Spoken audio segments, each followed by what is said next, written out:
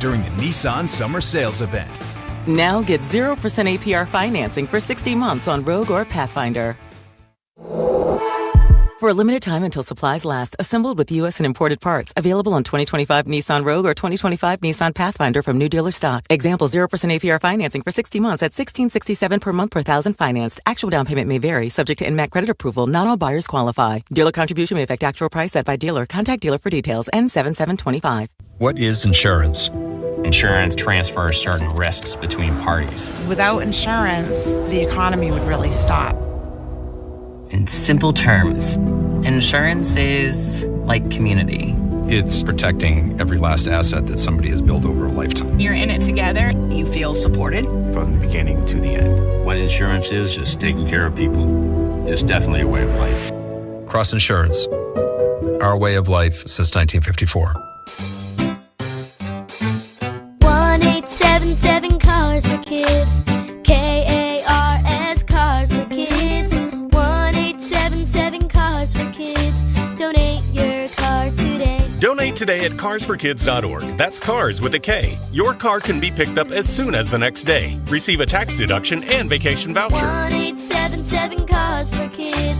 Donate your car today. Now accepting donations of land, homes, buildings, or any kind of real estate. I'm Piera Palazzolo, VP of Digital Marketing for the American Management Association, a company focused on the management training skills needed to enhance the careers of business professionals. We did our research when it came to the best companies for website development and chose AmericanEagle.com. And we couldn't be happier. AmericanEagle.com worked closely with us to understand the front and back end requirements needed to launch an e-commerce website that could handle the complexities of running thousands of seminars nationwide. Our robust new website and improved SEO saw immediate increases in site traffic and web revenue. If you're in need of managerial effectiveness and success, visit our website at amanet.org. If you're in need of a website that provides an unparalleled consumer experience, I highly recommend AmericanEagle.com. Transform your business today. Dial 877-WebNow1 for a free digital consultation with AmericanEagle.com. Visit the 99 restaurants the day after the Red Sox win and get a free kids meal with every adult entree purchased. The 99 Restaurant, the official family restaurant of the Boston Red Sox. A diamond is the oldest natural substance you'll ever hold in your hand, created over 40 million years ago. It's one of the most important purchases you will ever make. You've got to get it right. Sincerely Natural Diamonds, the only diamond worthy of your forever together. Give love. Get more. Naturally at Springer's. Springer's Jewelers in beautiful, tax-free Portsmouth, New Hampshire, and SpringersJewelers.com. It's better up here. We're right back to the SOX on the Shaws and Star Market.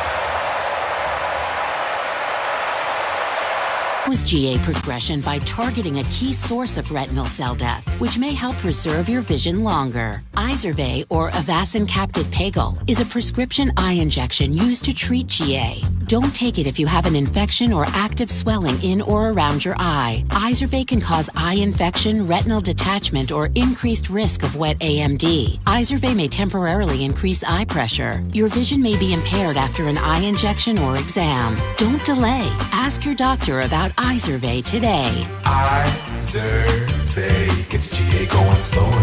Visit Izervay.com. That's IZERVAY.com. Paid for by Astellas Pharma. The best moments in life weren't meant to sit in a box, gathering dust in the attic, or stuck on outdated tapes. They're meant to be seen, heard, and shared again and again. That's why Legacy Box exists, to help you preserve and relive your family's history. Imagine being able to text a video of your grandparents to your kids, or share a childhood memory with your siblings in seconds. Legacy Box makes it that easy. Just fill your Legacy Box with all your analog media. Send it to our headquarters in Tennessee, where we digitize everything by hand. And in just a few weeks, we'll send back your originals, digitized, preserved, and stored in the cloud, so you can easily stream, download, and share your memories anytime, anywhere. Join the millions of families that have trusted Legacy Box. Go to legacybox.com/value for 50% off. That's legacybox.com/value for 50% off. Gain Super Flings are here to take your laundry to the next level. Talking about Gain Super Flings. Super size laundry packs. These things are huge. Super fresh, super clean. Gain Super Flings. Gain Super Flings laundry packs have 4 times the Oxy cleaning power and 3 times the Febreze freshness versus Gain Original Liquid. Super fresh, super clean. Gain Super Flings. Gain Super Flings for next level laundry. This is the story of the one. As a lineman, he does whatever it takes to keep the power on in his community. And he wants a partner like Grainger who does the same. Grainger offers the professional-grade products he needs, from voltage detectors to harnesses to hard hats, plus fast, dependable delivery, so he can rise to every challenge. Call 1-800-GRAINGER, click Grainger.com, or just stop by. Grainger, for the ones who get it done. This is Joe Giacalone, founder of Arch Painting, with some exciting news. For 27 years, you've known Arch for our great service, accountability, and innovation.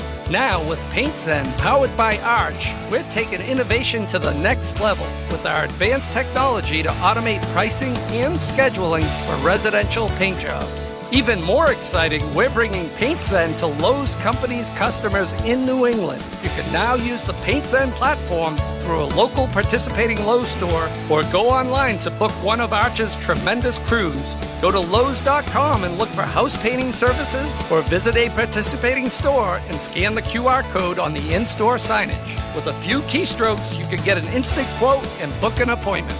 We know you've got a lot going on in your day. With PaintZen, we're using technology to match your busy lifestyle, delivering that home beautification project faster and easier than ever. At Arch,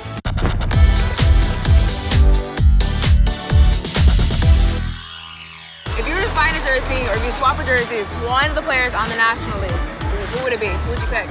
Okay, so I got an Ohtani jersey last year, so nice. I'm gonna probably say Harper.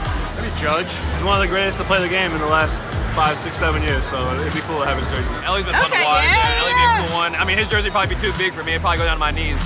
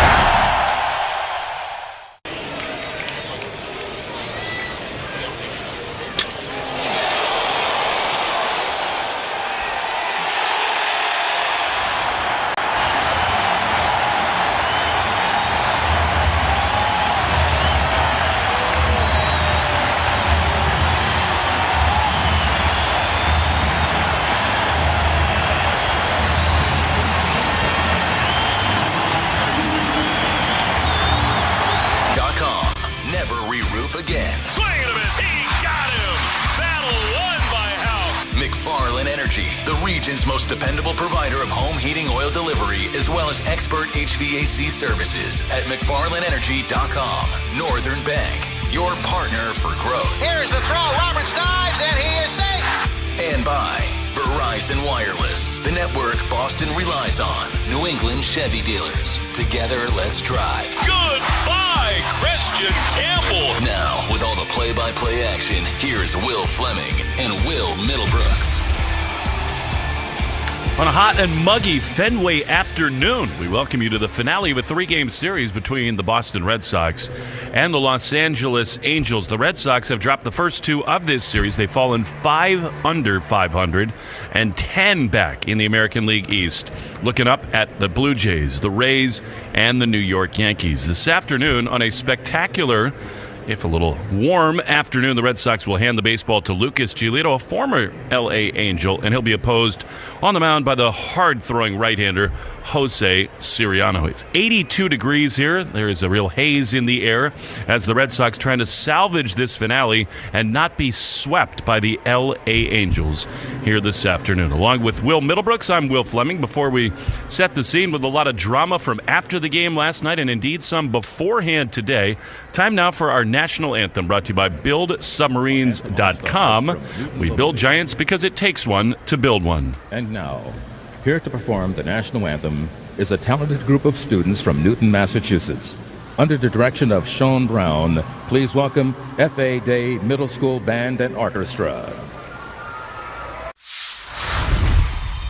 We play in Toronto. Guerrero sends over some good stuff for the guys, so when we play in Toronto, I definitely dive into that. You gotta be careful with Vladdy, bro, because a Dominican breakfast will put you to sleep, bro.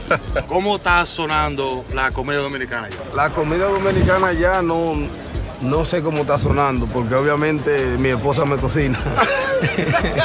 O sea, hay restaurantes, pero no voy a comer comida latina.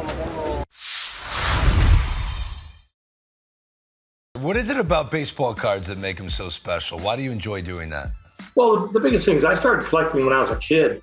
O-Pee-Chee was a Canadian hockey league, and then the Canadian football. But I didn't start in the U.S. until I had signed professionally as a ball player. And when I got my first rookie card, and I've got it here with me. Let's take a peek at that. 1956 with Billy Sorrell.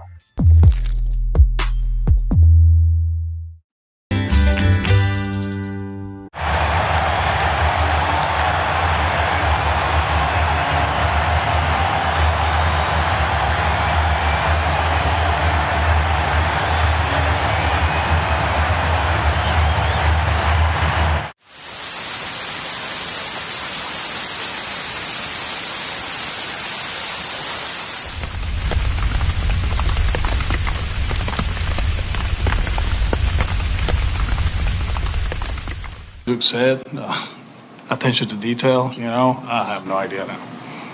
I watched that game, I was like, wow, this is real, it's frustrating.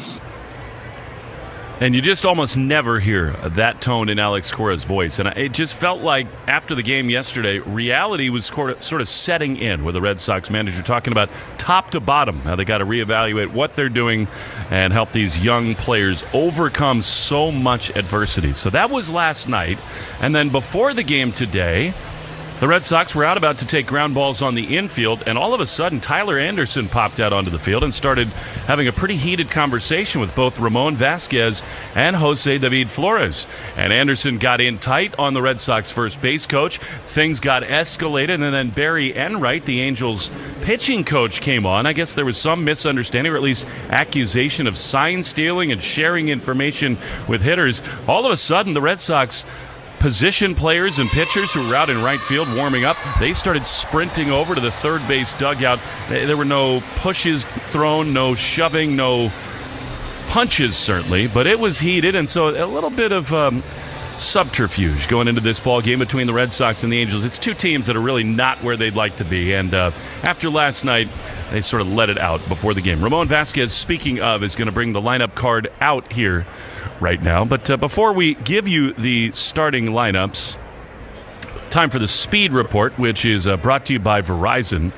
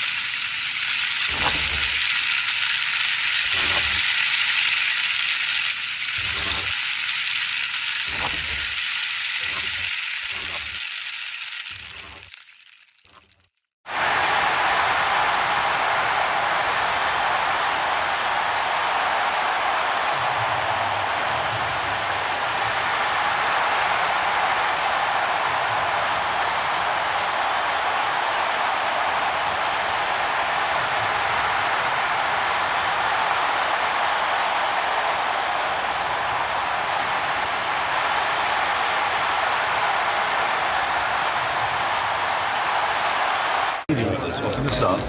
Take a look at what we find. Looks like we've got Lauren Shahadi. Animation is great. We got Robert Flores, one of the stars of MLB Central with Lauren Shahadi. Then we got Mark DeRosa. Look at that. He looks like Superman, does he not? Right? He was when he was with the Cubs. Harold Reynolds looking ripped in a tracksuit in Studio 42. There I am. The hair's all I know this guy. Look at that jawline.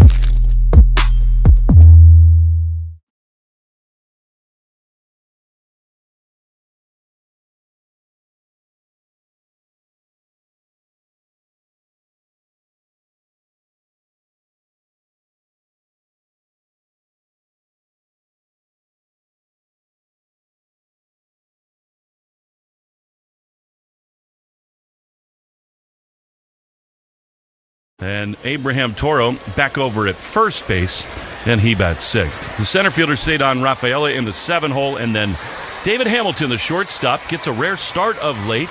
Finally got a right-hander on the mound. He's in there batting eighth, and he's the shortstop. And Christian Campbell, you wonder how long the Red Sox will stick with the plan with him. He's in the 9-hole for the Red Sox, and he plays second base. Christian is sort of dancing out onto the field. That's a good sign. And here now is Lucas Giolito. For the Red Sox, Narvaez is behind the dish for Lucas. Abraham Toro, the first baseman. Campbell at second. Hamilton at shortstop. And Marcelo Meyer, as always, rather confidently strutting out there at third base. The outfield is anchored by Cedon in center, Duran in left, and Wilyer Abreu in right. Defensive alignment brought to you by the Baldwin Group, Insurance, Employee Benefits, and Wealth Management. If you can dream it, we can protect it. The Baldwin Group, protecting the possible. No real updates on an injury front, although as Will alluded to in the broadcast last night, they're holding their breath a little bit on Cutter Crawford, who continues to just have setback after setback with what is really becoming a chronic knee injury. And it's not to say that surgery is a surefire solution, but the longer it goes down the road and they don't operate, it just feels like he's kind of spinning himself in circles. The Red Sox sure could use Crawford's return. That's brought to you by the Catches Law Group, champions for the injured, with more than $3 billion recovered for New England. Well, now you get to hear from a second Will. Mr. Middlebrooks joins us in the radio booth after fine work on the NESN television pregame show. A little drama after the game last night, Will, and a little fire on the field beforehand. I like a little emotion on display. Yeah, I like it too. And I think what Alex was doing post-game yesterday was, well, number one, he's human, and I think he was fed up. He was frustrated, and there's a lot of fundamental miscues by this ball club, a very young team right now, and you're watching the growing pains. But in that same breath, this is a team with very high expectations, and they need to find a way to get it back on the track because you feel like they're just treading water at this point. So here now, Lucas Giolito to start for the 7th time. He's coming off 2 good ones in a row against the Orioles and then down in Atlanta. And boy, could the Red Sox use a good start here this afternoon. Home white unis, bright skies overhead, although a little hazy here today in Boston. Hot and muggy. Giolito looks like he's trimmed his beard a little bit. He winds and fires a fastball inside. A little purpose there. He didn't hit Neto, but I like the idea after the Angels were upset with some sign, at least tipping, established the inner half. 1-0 from Lucas, the pitch. That is way outside with a changeup, and it's 2-0. Yeah, we've seen that approach has been somewhat successful against these aggressive hitters from the Angels, is getting that fastball in on the hands. 2 balls and no strikes to Neto, who's been good in the series. He takes a ball low. Well, 3-0 from Giolito. He's not had consistent command of his slider. It's mostly been fastball changeup for Lucas. 6 starts, 1-1 with a 4.78. Here is the 3-0 pitch, and it is ripped into left field. That's going to be extra bases for Neto. I mean, fall behind the leadoff man 3-0 and groove a fastball. That is often what happens. Head first slide. Neto lost his helmet between first and second. And a shaky start right out of the gates for Giolito and the Red Sox. Yeah, not ideal, right? You fall down 3-0, you know you're going to have to throw one over the plate. If you're that leadoff batter, regardless of if Giolito's throwing a strike or not, you know he's going to do his best to just groove something over the plate, and that's why you saw him aggressive. The first inning for the Red Sox has been awful. There's no other way to say it. They give up the most damage in the opening inning of any team in baseball. Here's Nolan Shonowell, left-handed hitter. He rips one into the gap in left center field. That's going to give the Angels a lead. Neto rounds third. He comes home. Rafaela's throw to second is wide. And Shonowell is up there with a stand-up double. 2 hitters and a run-in for the Angels. Well, that's that aggressive approach. All these guys, almost every guy in this lineup looking to swing 0-0. You're going to have to execute pitches early in these counts or they're going to do damage.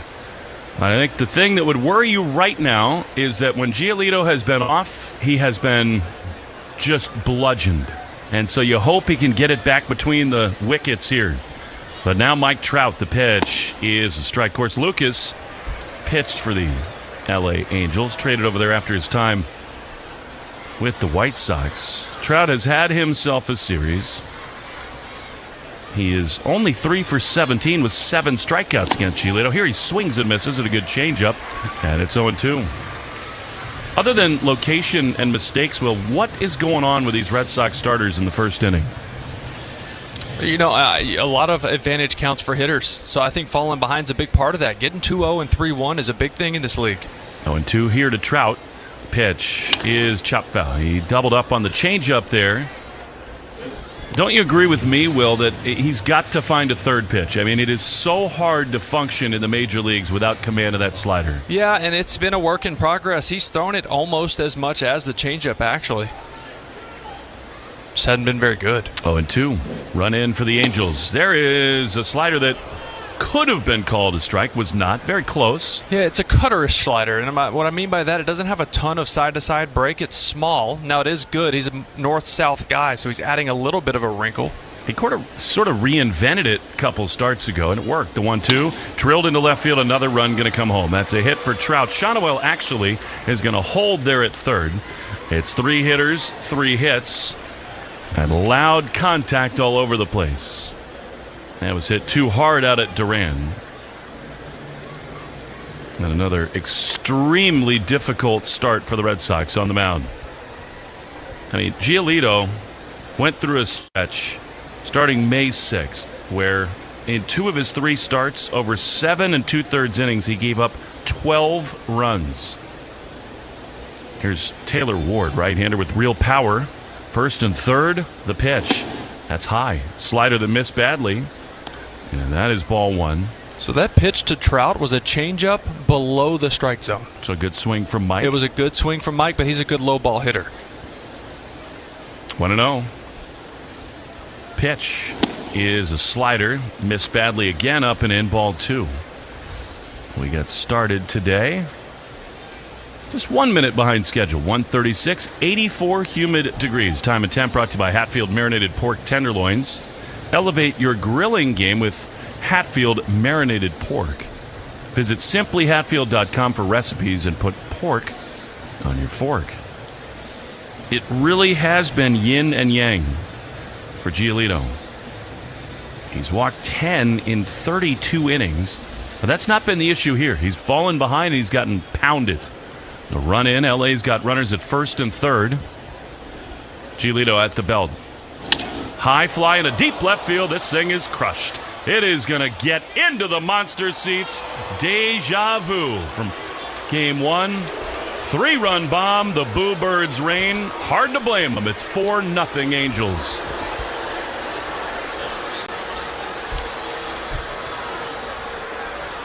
You know, we talk about this a lot, Will, and it's teams are just going up there and not even worrying about fastballs. until they get 2-0 or 3-1, 3-0. Then they'll look for the heater. But in the rest of the count, teams are just going up there looking for our pitcher's best secondary pitch, most used secondary pitch, because that is the plan here. And they've made it clear they want to use their off-speed all the time. Well, teams have caught up to that, and they were sitting on it. Change up in the middle of the zone. Here's a slider that misses down and away. I mean, Giolito does not have the slider command. And so that's exactly what you're talking about. Sit changeup. He got one and he launched it off the National sign. I mean, the Angels got 6 runs in the first inning of the series with 3 home runs. The 1-0 is a chopper up the middle to his left. Hamilton gloves, stumbles on the run, high throw, and Toro cannot get there. That was a really difficult chance there for Hamilton. Great range there, actually, by David, even to get there, but that's an infield hit for Jorge Soler. I mean, 5 straight hits.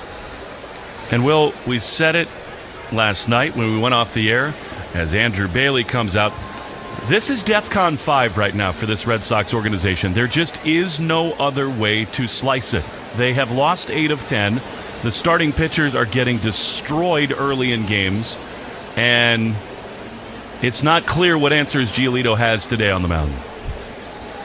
Well, the last thing you want to do is drain your pin right before you head to the Bronx. I know you have an off day tomorrow. I know you have Cooper Criswell out there to cover some innings. But the last thing you want to have to do is drain that. And then you have to Criswell is going to have to go a ton of innings. You're going to have to make a move for him to bring up someone else for when you go to New York. No outs, 4 runs in for L.A. in the first inning. A pitch misses outside a changeup to Ohapi. I mean, Criswell's going to pitch today. You're right. There's no denying that. I cannot remember a season that has turned this quickly. 1-0. Pitch ripped to third, caught by Meyer. He'll throw to first, but it's a little wide, and actually good job there by Soler to come back. I mean, that thing was murdered off the bat, but right at Marcelo. And unfortunately, Will, this is happening too often. The Bronx cheer in Boston when you get the first out after 5 runs and now 4. Well, had that ball gotten through, I would think Criswell would be getting up in the bullpen right now. Yep. 1 out. Finally, here's Joe Adell. Pitch is a strike. That's that cutterish slider you're talking about in the corner, and it's 0-1. Yeah, sometimes when he throws it 86-ish, it can get a little more break, but these 88 to 90, it's more cutterish than anything. 0-1. Adell with 9 home runs. He takes a changeup outside 1-1. The Red Sox had such high aspirations for Lucas Giolito, but they really wanted him to be their 5th starter behind Giolito, behind Crochet, Bayo, Houck, and Buehler, of course. 1-1 is drilled into center field. It actually hangs up a little bit. Don is going to drift in and make a play. He's there. 2 down. Off the end of the bat a little bit for Joe Adell. And now 2 down. I'll bring up Chris Taylor.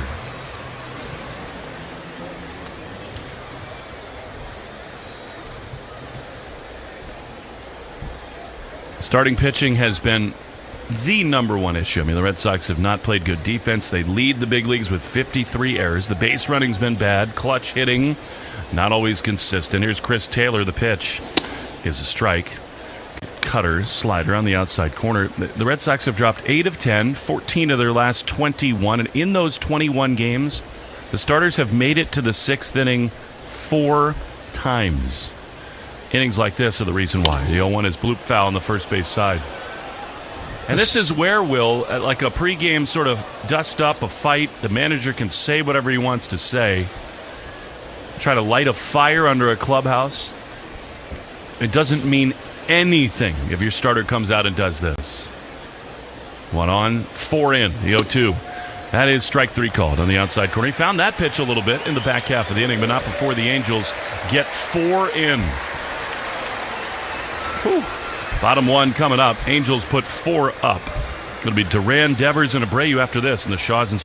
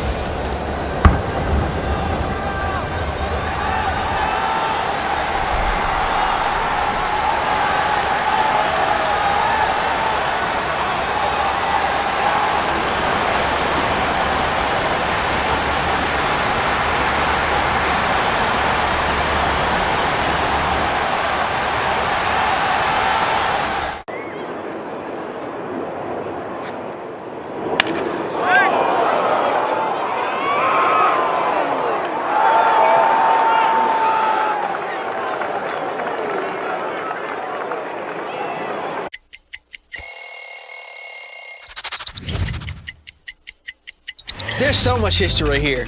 And when I put it on and it's so light, it just feels just right. It feels just right. I mean, look at this.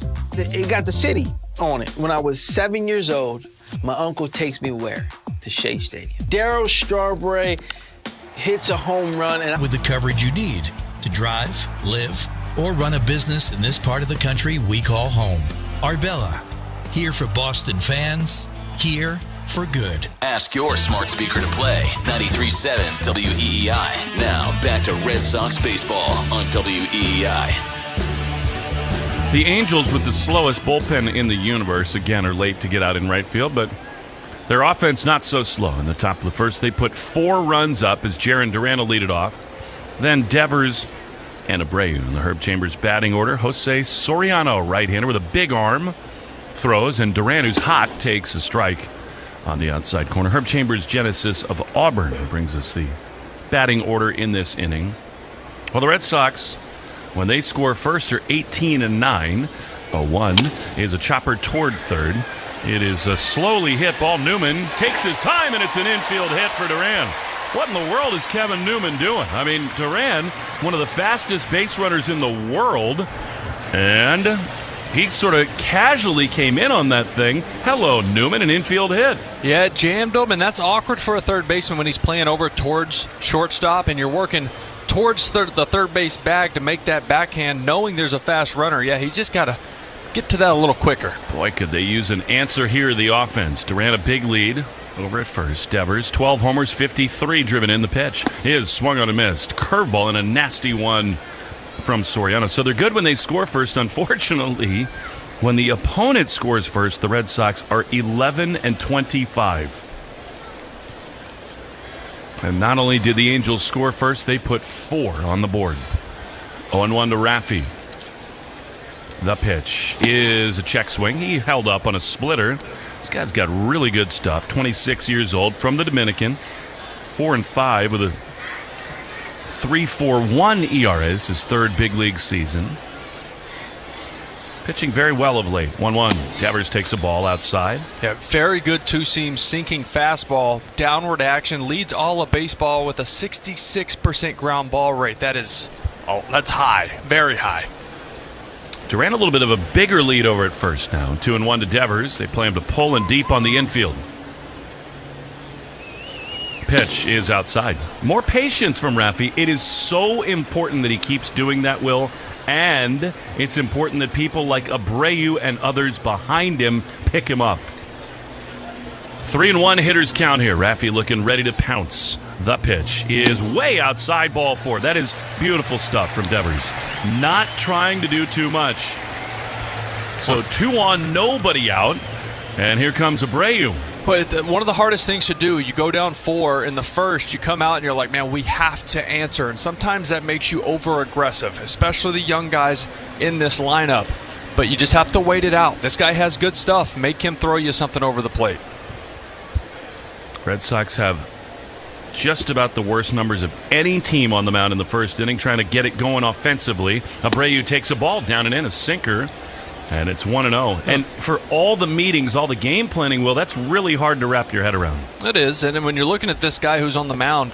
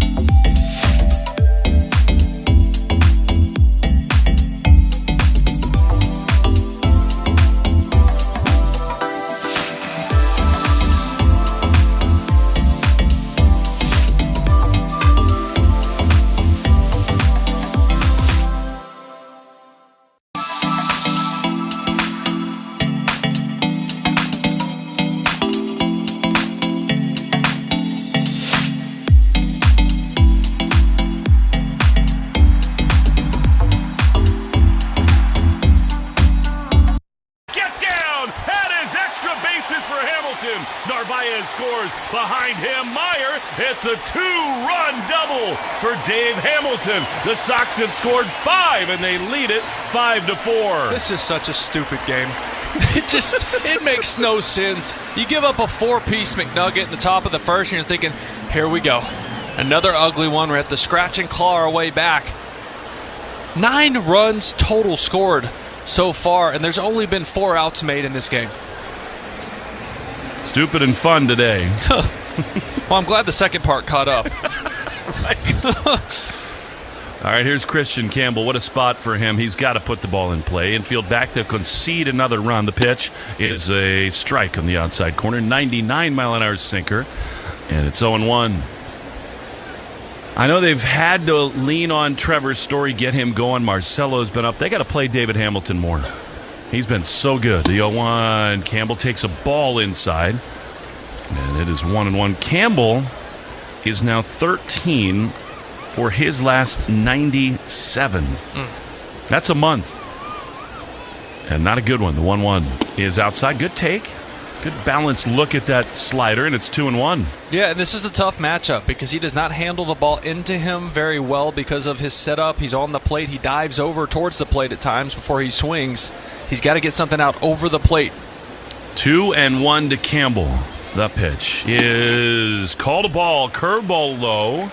And it is 3-1.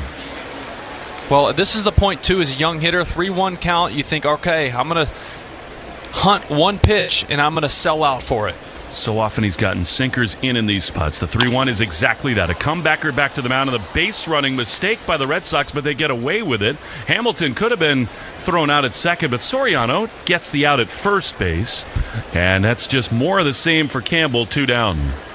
Well, we'll say it was a good decision at third base not to run there because it is a contact play, but if you read it back to the pitcher, you do need to stop. Hamilton sees that quick enough to scurry back. The pitcher doesn't like throwing to second base. We see that across baseball. And Hammy's so athletic he can overcome it.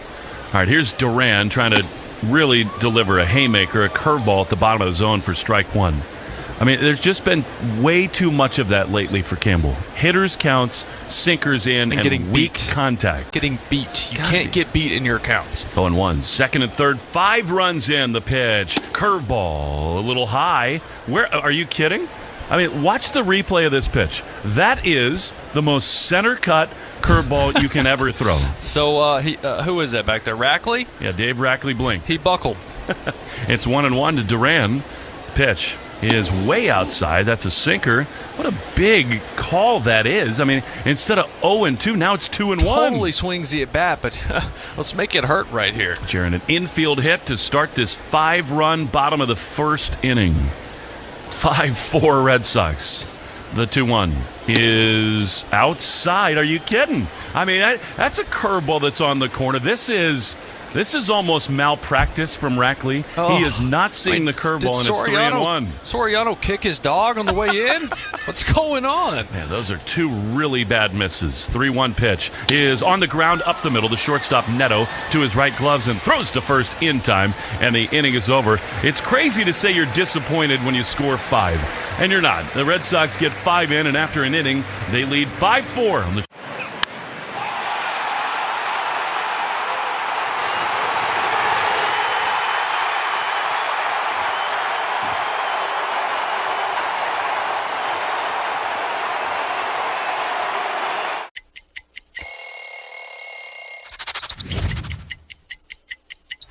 Getting traded to Boston from Chicago. You see here the traditional jersey. I love a road jersey because it says where you're from, and this is simple, clean, and cool. And then you see this patch right here. This is from the 2013 postseason run, which was unlike anything I had ever been a part of. To punch through and hoist that trophy. Boston strong forever, baby.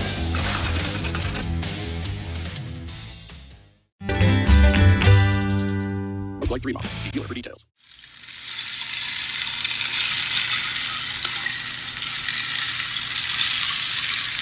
Cleto, a reprieval, is back on the mound with a lead in the top of the second inning, 5-4 Sox.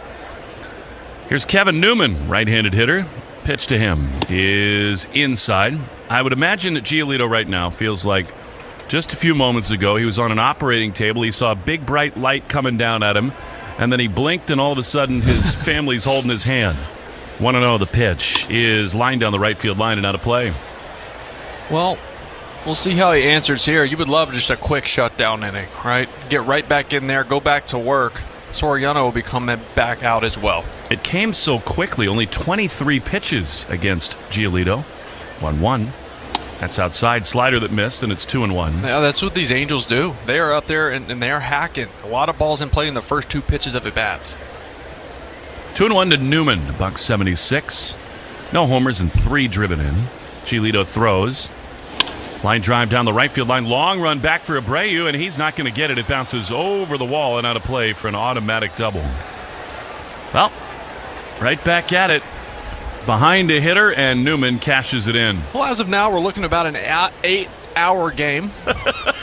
Should get into New York about 3 a.m. 30-minute first inning. I mean, that's not a bad pitch. That's a 4-seamer above the zone, not a strike. Newman goes up and gets it. It's a good piece of hitting. Do you know that when he came up in the minor leagues and for a very brief moment in the major leagues with the Pirates, Kevin Newman had a double play partner named Kramer? Stop it. Hello, Newman. Newman. Here's Neto. Doubled to begin the game. Giolito throws. And that's low. Slider, ball 1. Kramer and Newman. They did not have a first baseman named Costanza. 1-0. 5-4 Red Sox after an insane first inning. Here's a high fly into center field. Cedon back into the warning track at the wall. He leaps and he can't get it. It's off the wall, and it's a double for Neto that's going to tie the game. And the throw went nowhere, and all because of that, Neto is over to third base. Nobody really backed the play up properly after Cedon went up against the wall. More loud contact, and it's 5-5. Yeah, Cedon climbs the wall for this. Just about makes a tremendous play climbing that wall, but the wall it ricochets back into the middle of center field. Ends up being a stand-up triple for Neto. Well, welcome back. Buckle up. And now infield in with nobody out for Nolan Shanuel, and he takes a slider low for ball 1. I mean, the ball is jumping today off of everyone's bats. But again, that was a changeup that got murdered from Giolito. 1-0, low and in. I mean, I think Criswell's got to get up soon, Lou. I mean, your name's Will, not Lou. I really do. I know there's a lot going on here. It's going to be Luis Guerrero to get out of a jam, and then you maybe get Criswell up. But this just is not good enough. 2-0. That's right, OB. The pitch is drilled high and deep into left field. Duran back at the wall. He can't get it. It's off the green. It caroms past him, and the Angels have the lead with 3 consecutive extra base hits to begin this inning. I've never seen anything like this. For both teams, just not being able to get outs, hard contact all over the place. It doesn't matter what Giolito throws right now. It is finding barrel.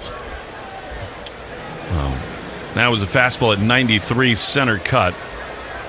And this feels so much again like not only the first inning here, but the first inning on Monday night, where you got to stop the bleeding. Find a way. It is Guerrero who's throwing for the Red Sox. Yeah, going to need a tourniquet.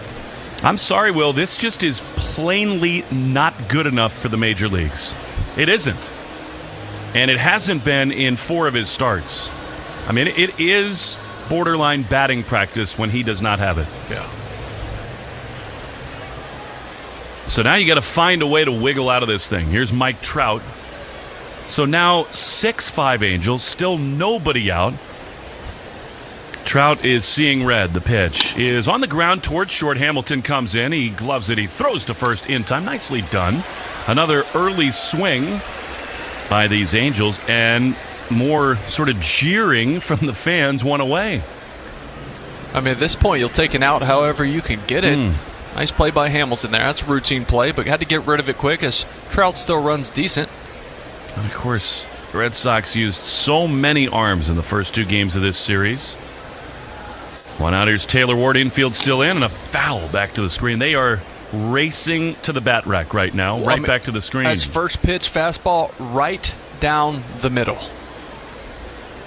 It doesn't matter if you're playing the Portland Sea Dogs right now. They're going to be aggressive and hit that pitch. And look, I mean, Giolito's had a wonderful career. He's worked so hard. The 0-1 is a curveball, rather slider that misses up and in. This is not a commentary on his career. Right. The man, the work ethic, anything that he's trying to do. But you never see this in the major leagues, this level of loud contact. 1-1. The pitch. That's a strike on the outside corner. Slider, and it's 1-2. And it would be different had it been a lot of this in every start. Yep. But there's been, to your point, every other, it seems, where he comes out and does get swing and miss and does get ahead of hitters and just isn't doing that today. 1 ball, 2 strikes to Taylor Ward. The pitch is a check swing. Did he go? They don't even appeal. Edwin Moscoso down there at first. Slider that missed, 2-2. You know, the thing is, the Red Sox last night got a good one from Bayo, 6 innings. Then Weissert, Whitlock, Chapman, and Kelly in extras. 2-2. Infield remains in. The pitch is high with a fastball. But after the 6 runs in the first inning, it was sort of a catch-22 because they came back with such ferocity that they really leaned on the bullpen and burned a lot of arms. Yeah, and that's what you're seeing here. You're going to see more. You're not going to have Criswell because it's a close game. 3-2 is high in the air into right field. Plenty deep enough to get the run home. Abreu back of Cedon's going to make the play. Tagging at third and scoring is Shawnuel and his 7-5 Angels. Andrew Bailey's on the phone, and Alex Cora just made a signal to Carlos Narvaez. It was not yet go to the mound, but I think he's got one more hitter. I really do. That's what it seems like. 39 pitches for Giolito right now.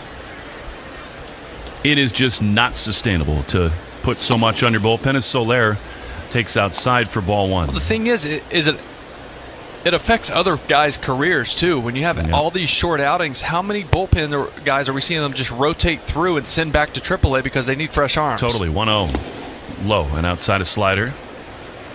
So it's all these mid-relief guys that are up and down from AAA are just going, man, I'd love to stay here, but I had to throw 3 or 4 innings in 2 days. And look, nobody in the world hates this more than Lucas Giolito. 100%. 2-0. 2 down, 3 in. The pitch is inside a changeup.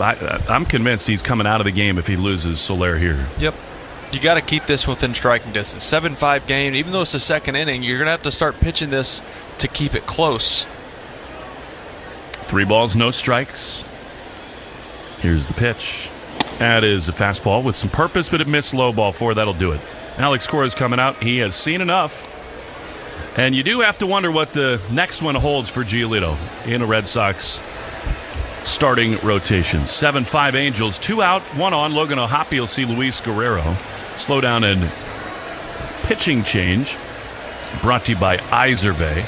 By the way, in the very first inning, the Red Sox had their 7th batter, Cedon Rafaela, come up. Giolito's getting booed coming off the field.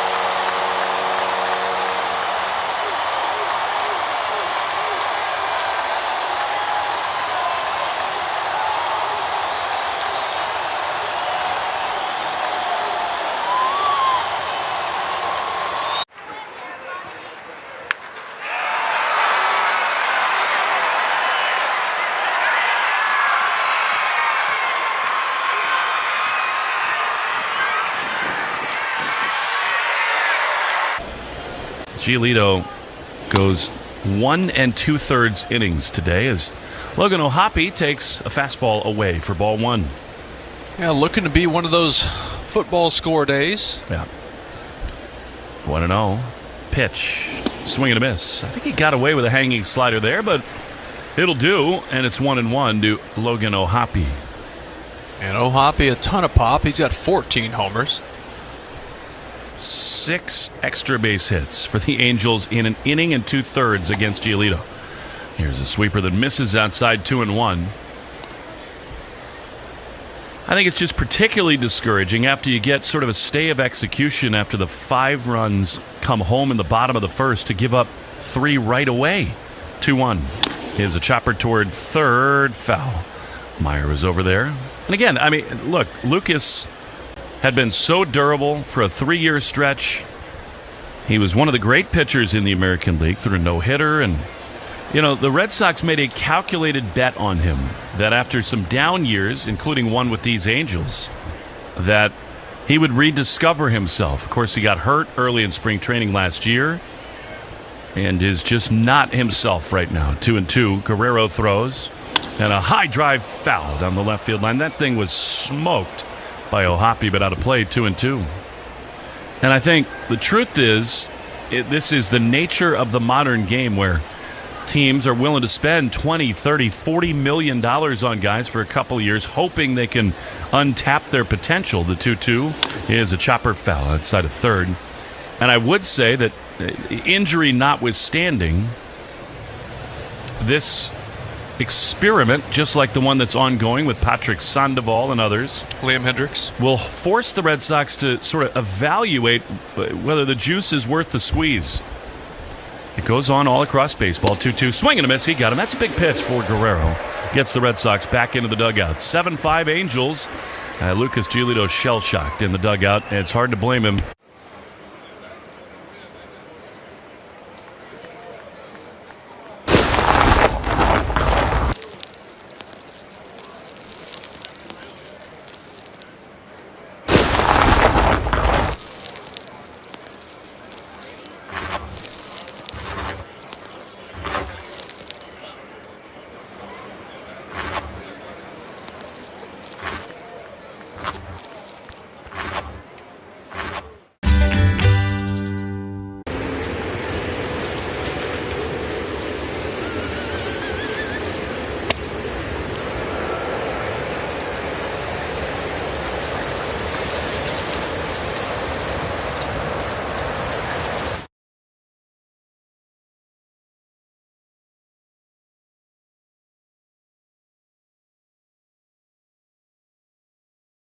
Weekdays, 5:30 to 10. Now back to the Shaws and Star Market WEEI Red Sox Radio Network. One of those days. Here's Rafi Devers in the bottom of the second. He chops the first pitch foul. For strike one, it is 7-5 LA. This is insane, Will. I mean, we got 12 runs, 13 hits, and 9 outs. Well, something's got to give, right? In an era where it's so hard to hit. 0-1. Devers takes a ball outside a curveball. So an inning and 2/3 for Giolito. Peo did give them 6 innings last night, but before that, 1 inning from Fitz. Crochet is his own animal. 5 2/3 from Buehler. Then 4 2/3, 4 2/3, 3 innings. 1-1 to Rafi as a chopper on the left side. Neto's been awesome in this series. He gloves skipping throw to first in time. And there's one away. Doesn't Zach Neto impress you defensively? He does. I mean, I'm impressed with the shortstop that can make the plays he does with that fluidity, but at the same time, he comes to the plate and he's got a lot of pop, too. Yep. So having an infielder with those hands, with that pop, it's a pretty special combination. This is the 16th start since May the 6th. The Red Sox have not gotten 5 innings from their starter. And, of course, this one went an inning and 2/3 as Abreu takes strike one. What's crazy is, as an 1.2 innings pitched, 6 extra base hits, that tied his career high. No kidding. 0-1 outside. That's why he feels whiplash in the dugout right now. Yeah, the last time he gave up 6 extra base hits was May 31st of 22 against the Blue Jays, and obviously he was with the White Sox then. 1-1. Pitch. Willier chops it foul on the first base side. Arbella Insurance Foundation is dedicated to striking out cancer. Every strikeout from a Sox pitcher. During this year, Arbella donates $50 to the Jimmy Fund. They're here for the Jimmy Fund and here for good. 1-2 to Willier. 7-5 Angels. The pitch way outside with a curve. And it is 2-2.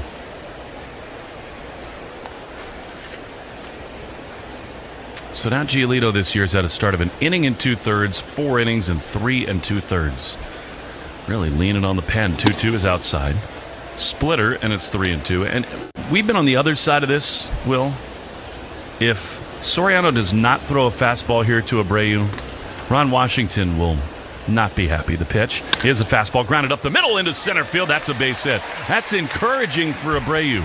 99 turned right around.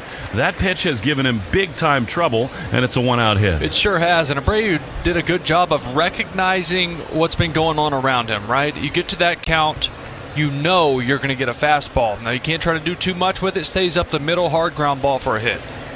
You know what else that was? A more compact, calm swing. 100%. Not trying to hit the ball to the moon. Here's Carlos Narvaez, 1-on, 1-out. I think we all have to strap in for this one. The pitch is a strike on the inside corner. You can go 3-4 games, Will, without that much action as we got in the first inning and a half. It's crazy. 7-5 LA. 0-1 to Carlos, who singled his first time. The pitch outside. I mean, that was a pretty vintage Narvaez at bat. He got to 1-2 and then just shot one through the right side. Yeah, because, I mean, what the Sox are like 22 games. They've scored 3 or less. Right, and they've rattled off 5 in the first year. It's just baseball doesn't make sense. When they score 4 or more, they win usually. The pitch to Carlos, swing and miss. That was a curveball. He doesn't chase that often. That was a bad one. And it is 1-2. When they score 4 or more, the Red Sox 22-11. And need more than 5 today. 1 ball, 2 strikes. Double play depth behind Soriano. The pitch is way outside. Curveball. On the Subaru of New England scoreboard, the Yankees got another win last night. Held on over the Guardians. They play tonight in the Bronx. Both teams off tomorrow, and then the Sox in there. Actually, Fried pitches tomorrow for the Yankees. Pitch is way outside to Narvaez, and it's 3-2. Texas in Tampa tonight, Philly in Toronto. Only other active games, Colorado in Miami. What a matchup that is. And Milwaukee blasting Cincinnati 5-1 in the 6th. 3-2 to Narvaez. The pitch is on the ground toward third and is beautifully picked there by Newman to second for 1. Over to first 2. Double play. I'm a little surprised they didn't put Willier in motion before that pitch. They don't, and the inning is over. We go to the 3rd inning. 7-5 Angels lead.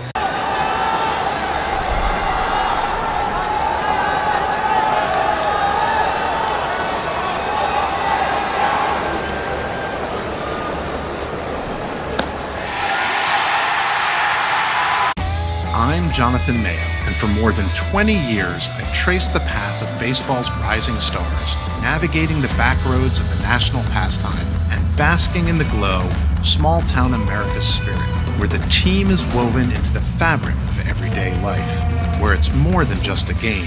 It's a celebration of the people, the traditions, and the culture that give these places their soul. This is Grassroots.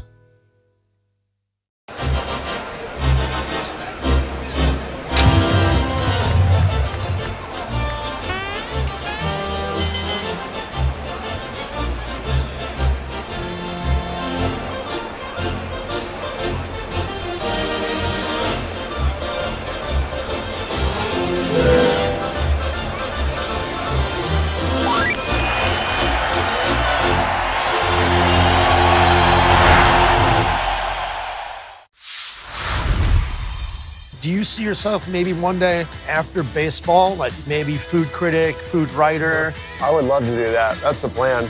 I've been doing it ever since I was in the big leagues. It's just fun. It's fun to interact with people like the fans, because a lot of my followers are baseball fans. So it's nice to interact with them on a topic that's not baseball. A lot of people seem to rally around that. I mean, who doesn't love good food?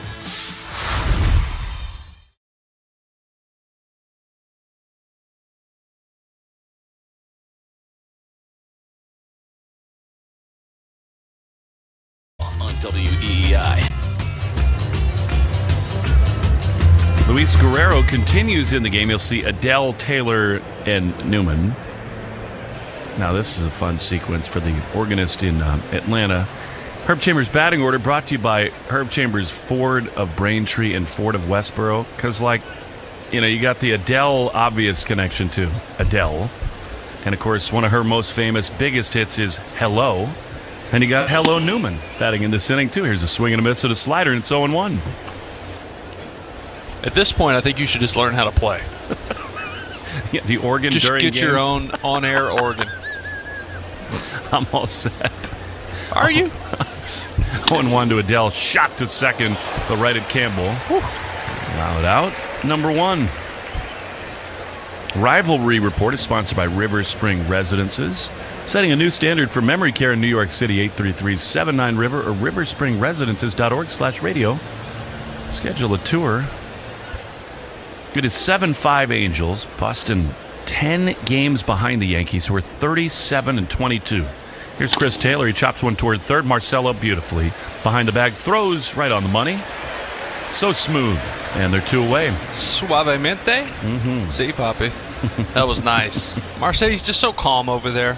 It's not his natural position. Clearly he's a shortstop, but has adapted well to third base. Got good feet, soft hands, and a really good arm from over there. And you've done it. Isn't so much of playing the infield well, not only reading balls off the bat, but just not panicking. Not panicking, but at third base, number one, reaction, but secondly, reading the first hop and taking the right angles. 2 down. Here's Kevin Newman. Pitch is a little bit high. 1 ball and no strikes. Newman doubled his first time. Scored on the Shawnoel double in the 3-run second. Here's a strike on the outside corner. Good slider from Guerrero, and it's 1-1. This is just an uncomfortable spot for Alex Cora and Andrew Bailey today. They got to ask a lot of guys to do things they don't normally do, including this from Guerrero. 1-1 is high in the air into shallow right center field. Campbell let it go. Rafael is in, and Cedon's there to make the play. Nice job, Luis Guerrero. 4 up, 4 down. To the bottom of the third we go. 7-5 Angels. Meyer. I feel like food and sharing a meal with someone is a universal language. You can't go to a ballpark and not have a nice hot dog. So if I'm at the ballpark, I'm gonna get a nice heavy glizzy. You gotta have chili on there, you gotta have cheese. If your hot dog isn't bending in the middle because it's about to fall apart, then you're not doing it right. So you gotta have a glizzy and then something cold, whatever it is, beer, lemonade. You gotta have something cold to wash that hot dog down with.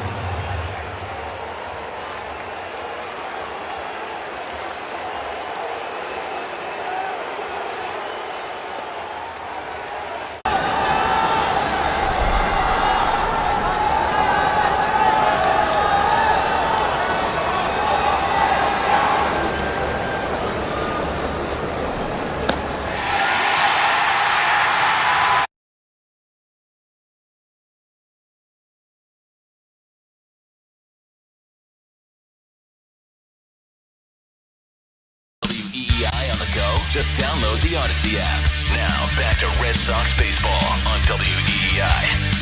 Marcelo Meyer takes the first pitch strike from Jose Soriano, and it's 0-1. Jorge Soler is out. Matthew Lugo, who went over in the deal for Garcia last year, is in right field as Meyer chops one to the mound. Leaping grab by Soriano. Throws to first, and there's one away. Lugo, just back from AAA, hit 3 homers in his first 15 big league games. What a weird feeling that must be for him. He's here at Fenway Park, a place he dreamed of so many times. He's just wearing a different jersey. Yeah, just the nature of the beast, right? Where in pro ball, you never know when you're a prospect. You feel like, for the most part, you're always on the block. So here now with one down is Abraham Toro. The game's settling a little bit as Abraham takes a ball outside. That's the 110th pitch, brought to you by 110 Grill, gluten-free dining done right. 1-0 to Toro, singled the other way his first time, and here he swings and misses at a sinker. And it is 1-1. 110 Grill is proud to be an official partner of the WEEI Red Sox radio network. 1-1. Low with a sinker, 2 balls and a strike. You know, Chase Mydroth and Lugo, somewhat similar situations where they get traded over to teams that are really struggling. But it's a chance. 2-1. Toro swings and misses late at a slider. You're going to be in the big leagues sooner. Right, and you know, there were 2 guys who were utility players. Lugo could play more of the outfield. Mydroth really all across the infield, but versatility is important to teams. 2-2. Swinging a foul. Mydroth has been an on-base machine for the White Sox. He's a good player. He is. Really good player. Good defender as well. And remember, he broke up the Crochet no-hitter in the 8th inning in Single Chicago. To left. Of course he did. And traded for each other. 2-2. Still just the bottom of the third. The pitch is lined into center field. It's sinking. Adele dives and makes the play. Snow cone. Wow, it just barely hung up. Toro, good AB. That was a good swing on a breaking ball down and in, but he is out number 2. Tremendous swing. I mean, that was a ball. It was an out pitch is what that was. Went down and got it. And Adele got a great break. Lays out. Snow cone grab.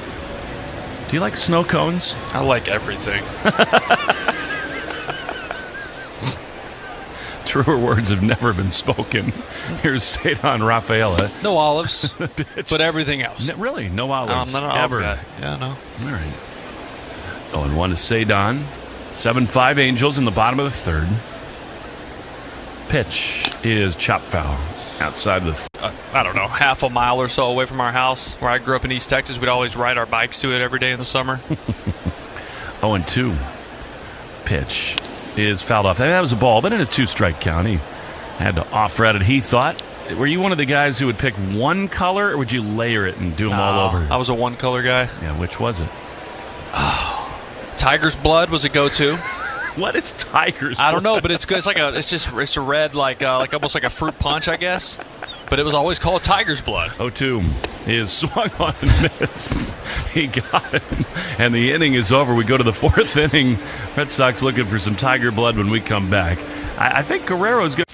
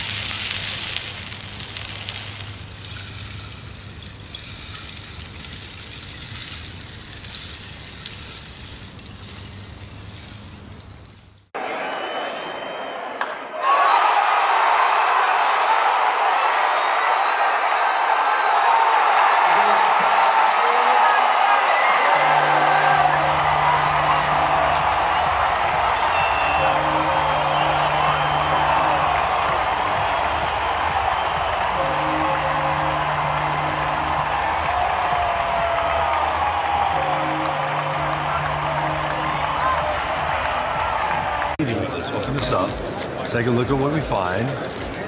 Looks like we've got Lauren Shahadi. Animation is great. We got Robert Flores, one of the stars of MLB Central with Lauren Shahadi. Then we got Mark DeRosa. Look at that. He looks like Superman, does he not? Right? He was when he was with the Cubs. Harold Reynolds looking ripped in a tracksuit in Studio 42. There I am. The hair's all I know this guy. Look at that jawline.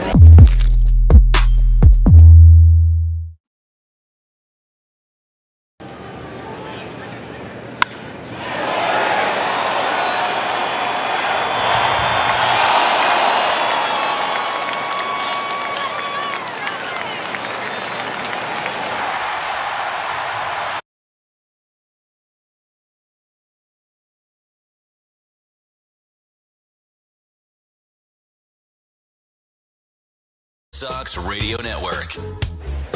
Zach Neto to lead it off against Luis Guerrero. It is 7-5 Angels. The pitch is outside. Doug Lane is changing my life right now because he's got an attachment. Is that going to KitchenAid? Yeah, KitchenAid, little mixer. Have you ever operated one of those? Yeah, I have. Mm-hmm. I'd like to see that. 1-0 to Neto from Guerrero. The pitch is fouled off in the first base side. And you put, like, ice discs in there and it chops it up into that snow cone ice. That's awesome. Dougie, you might have to bring that in for us. Now we're talking. Yeah, like next Sunday, my kids are coming. Let's do it. Oh, good, yeah. The daily birthday celebration. The 1-1 is a little outside. You know, you always know when a kid's had a snow cone because their face is just painted for like 3 hours with whatever color they had. Tiger's blood all over the cheeks. 2-1 to Neto, who's doubled and tripled. Wow. He chops one toward third. Meyer's going to come in perfectly, glove, and throw to first in time. There's nothing cooler than watching smooth infielders. And Marcelo is different than Trevor's Story, but the ease with which they get to balls and throw at weird arm angles with their feet off the ground, there are some parallels there. Yeah, and there's just good infielders have such pure instincts where they don't have to really work on the reads on the ball. They just naturally do and take the right angles. And, man, he's fun to watch. Yeah, here's Nolan Shonowell. Guerrero's doing a huge job for the pen. The pitch is a strike. This is, though, the point you're talking about in terms of careers being impacted. I mean, he's going to go at least 2 1/3, and it's hard to see him making the trip to New York because of that. Well, rarely does he throw more than an inning anyways. So, yeah, to your point, he'll go back to Worcester. They'll bring a fresh arm. 1 to Shonwell, who totally crowds the plate. A fastball misses in, and it is 0-2. By the way, I looked it up. Tiger's blood, the snow cone flavor, is a popular choice known for its vibrant red color and sweet fruity taste. It's a combo of watermelon, strawberry, and a hint of coconut. Just a hint. Chef's kiss. See if you can get one on the plane to New York tonight. 0-2 to Shonwell. Chopper again fouled. Third inning was brought to you by Citgo. Whether you're crossing state lines or just going cross-town club, Citgo saves you money on every fill-up along the way. When you start with Citgo, you're good to go. Off day tomorrow, though, Willie. Ooh. Probably like a snow cone with Blanton's in it, to be honest. Yeah. 0-2 is just down and in fastball. Your kids are coming to town. They are. I can't wait. I haven't seen them in a while. Have they been to New York before? So Maddie, my oldest, she's 6. She's been to New York, but she was also like 4 months old. And she went to Madison Square Garden. 1-2. That's outside. To this day, thinks it's named after her for some reason. I did not plant that seed. Got to start calling her bedroom I gotta MSG. go see my basketball court. I love that. Okay. Well, it's quiet now. The Knicks have been eliminated. 2-2 is a chopper again foul. So, and also my youngest, Mackenzie Gray Middlebrooks, MGM, she thinks it's her initials on the wall here. Oh, they are. So she's like, oh, Fenway, they did that for me. They're not spoiled at all. None. I just saw their new bedrooms. A lot of pink. A lot of pink in my house. 2-2 is outside. Well, Guerrero, you'd have to think, is feeling a little fatigued. The bullpen is quiet for now. 7-5 Angels in the top of the fourth. Just at 24 pitches, he's been very efficient. 3-2. Pitch is on the ground, foul outside of first. Alex Cora, his boys are coming. They're done with school down in PR, so they'll be in Manhattan tomorrow off day, and Alex said they have booked him up. Well, last year, Miami family trip, we were all down there, and his twins and my girls were playing. I told them today, I said, you better keep your boys away from my girls, okay?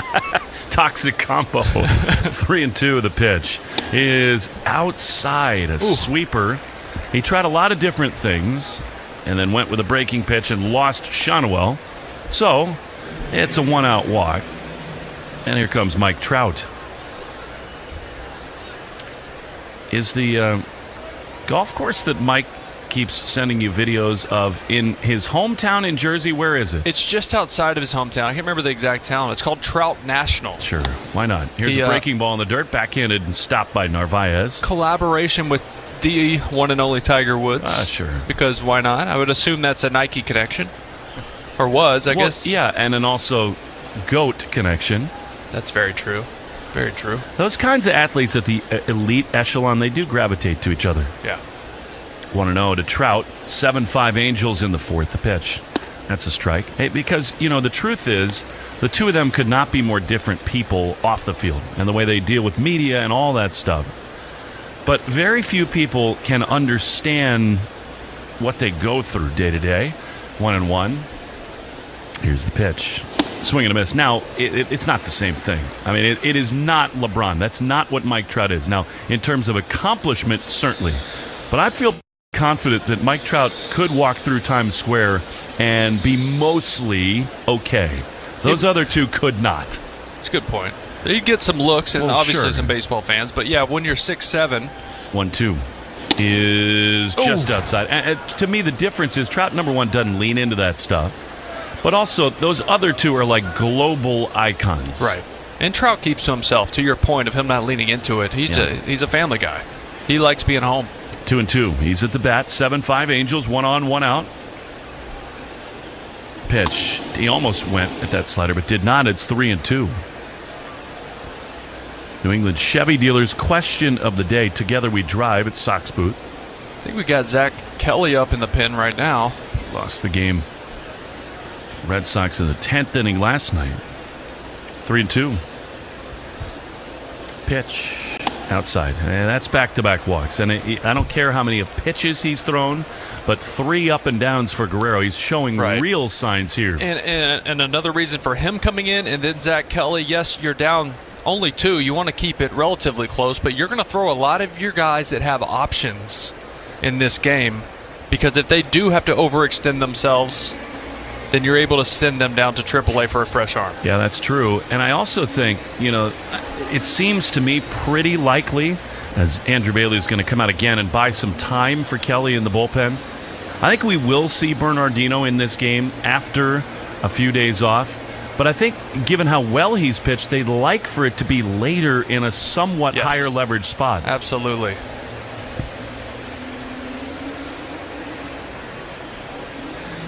Is that possible that as of right now, in the 4th inning, the Red Sox have used all of their mound visits? Can that be real? That's unbelievable. I mean, I noticed Narvaez waiting to go out there because I think they were looking through that to make sure to see where they were at. Wow. I don't think that's all of them.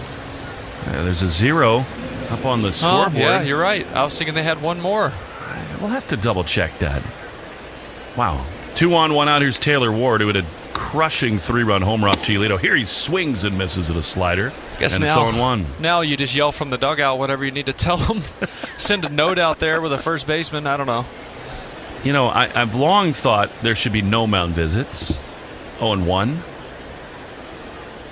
Pitch is high. You just don't see it in other sports where, like, the offensive coordinator is not in the huddle. And I know we've gotten conditioned to the fact that it's a different game and you might see something mechanically, but for a sport that's dying to speed it up, I'm good with none of them. 1-1 is way outside a breaking ball. 2-1. And they have done a really good job of speeding it up. I thought I was going to hate the pitch clock. You did. And I love it. I absolutely love it. It's been great for the game. It's brought more fans back because of the pace. 2-1. Pitch. On the ground toward short, backhanded by Hamilton to second for 1. Campbell's relay to first. 2, double play. Nice turn right there. Really nicely done, especially by Hamilton. All right, double play. Nice job by Guerrero. Get him a...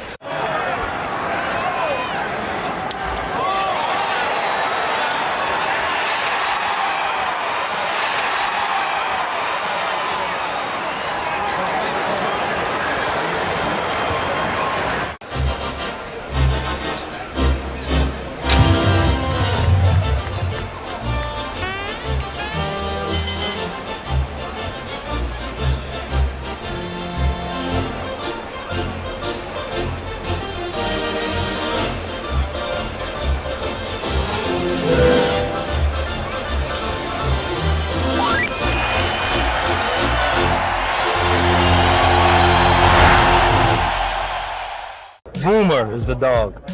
Said he looked good. I just followed his picture all the way. And there he is. Boomer's dad. That was kind of a change from the everyday thing that we normally do as far as baseball cards are concerned. Hey, I have a Labrador. Where's my card? A little bit different, and it turned out to be a fun experience. It was just when the camera crew tried to leave that there was a problem. You can't leave.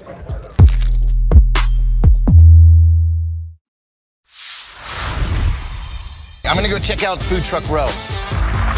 So, what did you guys get today? Philly cheesesteaks. Both of you got the same thing. Are they that good? Oh, yeah. Got a hot dog and some fries. Just kind of Ballpark basic staples. ballpark. Chicken bacon sandwich. Uh-huh. Philly cheesesteak. Okay. And some Crinkle cut fries. Okay, where are you guys from?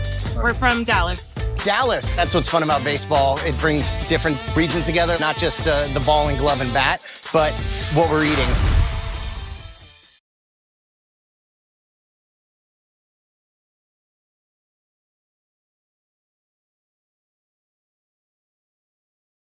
Days 2 to 6. Now back to the Shaws and Star Market, WEEI Red Sox Radio Network.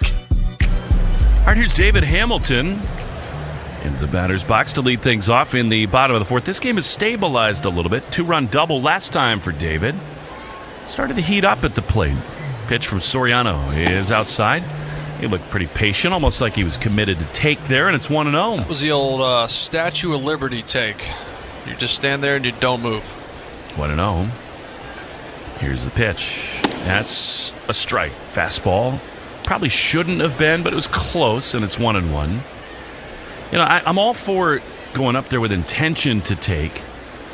Some hitters do something I think is so counterproductive. The 1-1 is outside, and that is sort of stand up and jump out of the way, where why wouldn't you at least track a pitch through the zone? Right. Yeah, I'm with you on that one. That's the first. 2-1 to Hamilton. 7-5 Angels. The pitch is fouled on the third base side.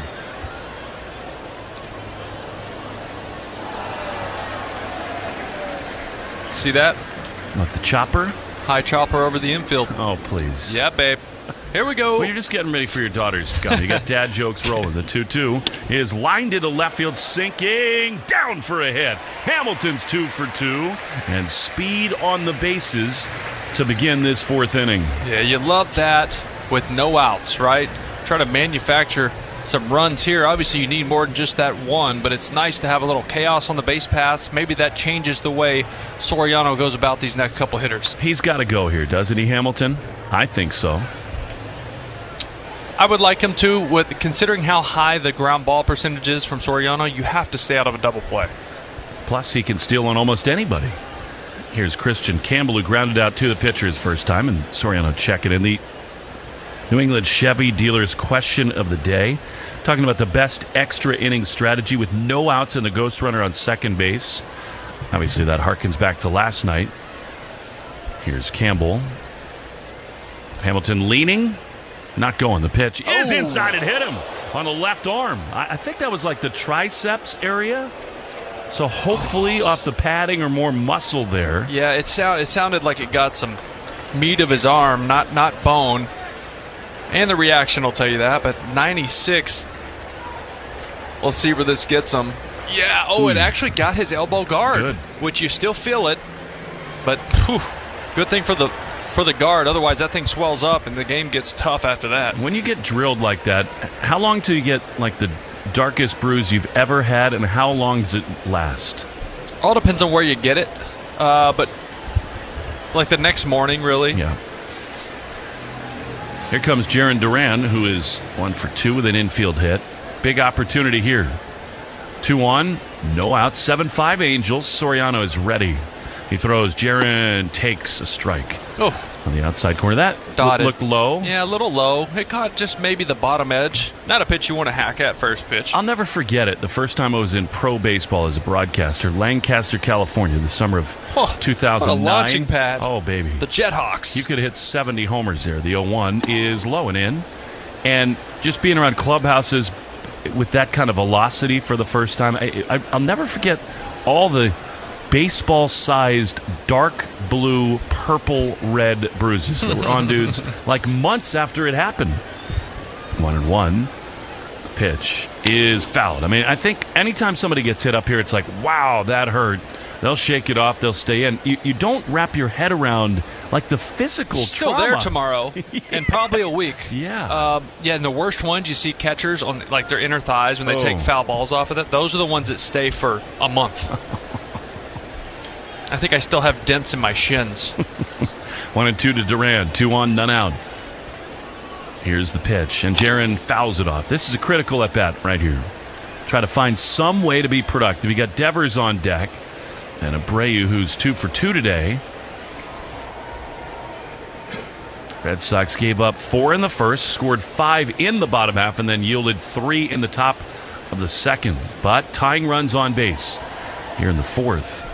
1-2. Pitch is chop foul to the first base side into the on-deck area. Fourth inning brought to you by Cars for Kids, the easiest way to get rid of your old car. Donate today, and your car can be picked up tomorrow. Donate now at carsforkids.com with a K. Hamilton is going to score on almost anything that touches the outfield grass. He's at second. Campbell runs well. He's at first. The left side's wide open with Neto up the middle, but Soriano's done a good job of pitching into Duran with a lot of breaking balls. Even the two-seamer in on him, trying to pitch him into that little mini shift. Well, he's seen him bang 3 balls off the wall in this series. 1-2. That pitch is drilled foul. Again, down the left field line. That was one, I think. I mean, it's 99, so it's hard to say this, but that's one JUN has handled the other way. Isn't it amazing how much this game has changed over the last few years, and we're seeing just 99 from starting pitchers? Yeah. Like it's just normal. And you just say, ho-hum. That's not normal. 1-2, 78th pitch coming. Here it is. And it is inside ball 3, and now with Devers on deck, you wonder whether, actually that's just ball 2, so 2-2. Still, good take by Duran. Working a count here. I would be careful with Neto because Hamilton's starting to creep off and try to get a big lead. Neto's right there. 2-2. Pitch is on the line, foul down the left field side. What an at-bat this is with JUN. Look out in the stands. You better be paying attention for that one. I mean, Duran is going to see at least 9 pitches in this at-bat. And it's been slider, curve, sinker here. 2-2. They lead at first and second. The pitch is fouled back to the screen. 99 inside half. I mean, that was perfectly placed by Soriano. It was, but that swing had some bad intentions from Jarren Duran. Those last couple, he felt like he was trying to go the other way. Fastball elevated there. He tried to hit that off the truly deck. Yeah, that was a pull swing with power. But it stays 2-2.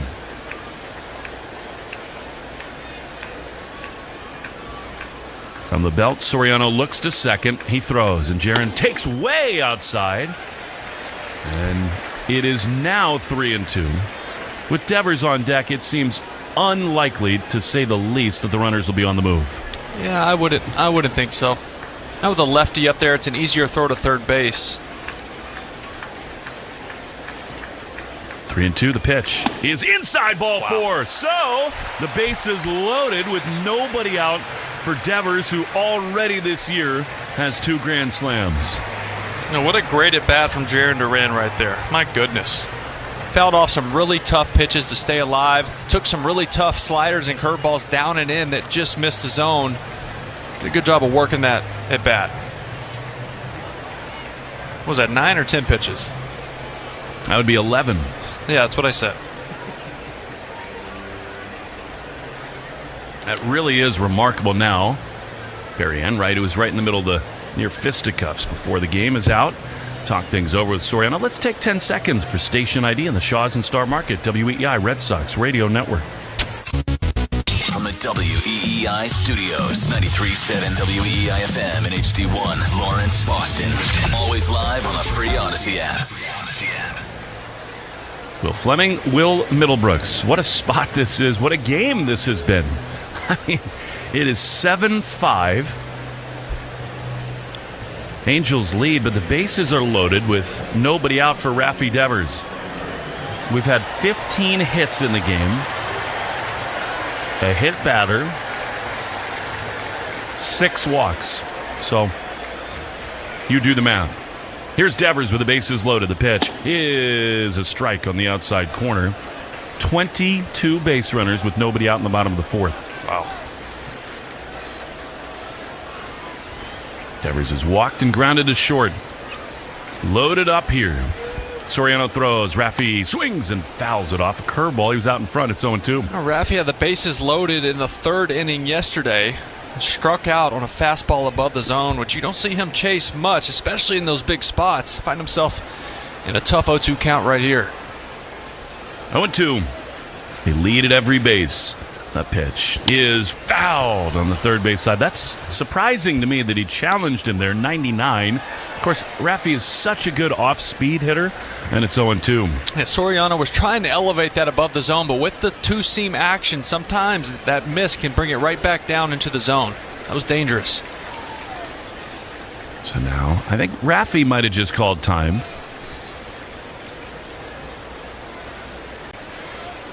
Now back in, 0-2. The pitch is popped down the left field line toward the seats. The third baseman Newman over. He can't get there.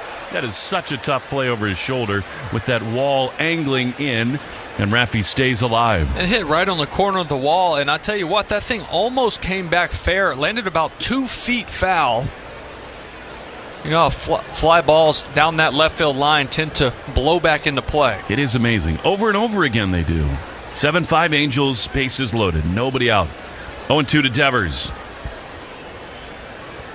Here's the pitch, and it is swung on and missed. He got him with a devastating splitter down beneath the zone. And like last night, Raffi strikes out in a huge clutch spot. For 3 weeks, he was the best clutch hitter in the game. But that is an empty at bat there, and now enormous pressure on Wilyer Abreu. After the great walk by Duran to load the bases, you got to cash it in here. Wilyer, 2 base hits today. Here he takes outside, sinking fastball 1-0. Do you think even with the pressure of the bases loaded, he brings that same short swing approach here? I do. Once you are struggling and you find something that works, you tend to stick with it. 1-0. Here's the pitch, and it is way outside. I mean, those are easy takes. The thing about this spot here is this is about the best speed you could collectively have on the bases. Hamilton at third, Campbell at second, Duran at first. Extra base hit gives the Red Sox the lead here. 2-0. The pitch is swung on a line down the left field line, but foul. He was ready there, 99, and that was, Will, more compact and direct. And that's the approach. You have to try to hit that fastball to left. If you try to pull it, you start running into rollovers to the right side. See if I'll hang this slider right here. Well, that would be fun. 2-1. The pitch is swung on a miss. He did not hang it. That was nasty at the bottom of the zone, and it is 2-2. It's amazing. The Red Sox have already had 9 at-bats with runners in scoring position. 4 for the first 8. Now you just have to put the ball in play, period. You got to get a run in at least. 7-5 Angels. Backed up on the infield. Over to Pohl. 2-2. Pitch is outside. Man, was that close. Good take. And it's 3-2. Now, you do want the ball in play, but I would take a strikeout over a ground ball double play here to end the inning. 3-2. The pitch is flied foul down the left field line. Out to play 100-mile-an-hour fastball. I mean, I get that. I think you're right. Abreu runs well enough. You're right. You just don't want a one-hopper at the second baseman. Totally.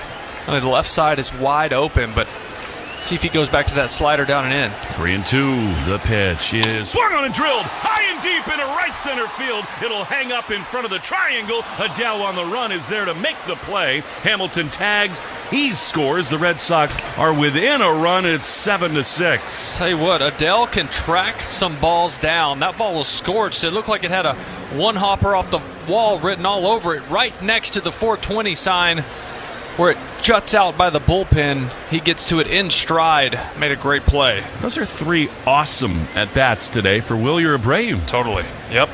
What about Campbell there? Did he read that right? Yes, he did with 1 out. Yep. Getting to third here, you're not going to score on a sac fly with 2 outs. So you want to be halfway to make sure if that ball clanks off his glove, you score easily to tie this up. All right, here's Carlos Narvaez. 1-run deficit now. Here's the pitch and a fastball. The way Abreu made contact with that, toward the deepest part of the ballpark, I'll grant you that, but that thing was launched. It was hit hard. That would have maybe hit the base of the wall. 0-1. 2 on, 2 out the pitch. Inside almost hit him. Oh, it sounded like it did. Oh. Guess not. Left about at 96 miles an hour. Go ahead, Joe Braverman. That 4th inning bell brought to you by Russell Hackman and the team at Hackman Wealth Partners, Boston's premier retirement planning specialists. Request your appointment today or learn more at hackmanwealth.com. Run in, 7-6 LA. Still 2 runners out there. Campbell at second. Duran at first. 1-1 to Carlos. The pitch is inside. He sort of hung a slider there at miss. They got bullpen action to the Angels. He's thrown 97 pitches. We're in the 4th inning. This might be his last hitter. Although they don't have a lefty up for Hamilton, rather Meyer, who's on deck. 2-1. The pitch is swung on a miss. The slider. It's a little early, I guess, to play platoon stuff. They just want somebody with length out of their pen. Yeah, they definitely want to bring someone in that can cover at least 2 innings. Carlos is single to right and grounded into a double play. 2 balls, 2 strikes, 2 outs. He's been a great 2-strike hitter, has Narvaez. From the belt. Here's the 2-2. Narvaez lines it into right field again. This guy is unbelievable. Campbell comes around third. He scores. Throw gets away. Duran will not come home from third. But Carlos Narvaez, El Capitan, has tied the game at 7. How often have we seen this from Carlos Narvaez? 2 outs. He just drives the ball the other way where it's wide open because the second baseman playing up in the middle of the field. Just a professional hitter this early in his career. It is so good to see. That's why he's in the 4-hole today. And man alive, what a fighting effort by these Red Sox. It is a football score. It's 7-7. We're in the 4th.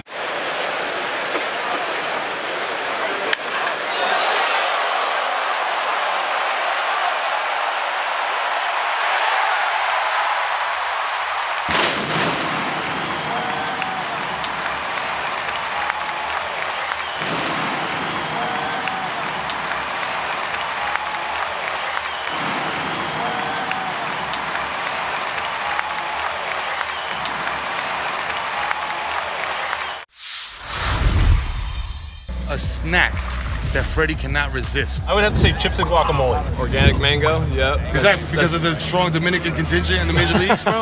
Has anybody ever struck out and gone crazy and smashed the cooler full of mangoes? Nah, our team's not really into smashing each other's stuff, I guess. Are you a seasoning guy? You like to drown your stuff in dips and sauces? No. Gotta watch my figure. And it looks great, brother. I appreciate it. Very sexy man. Yeah, Let's go, Freddie Freeman, ladies and gentlemen.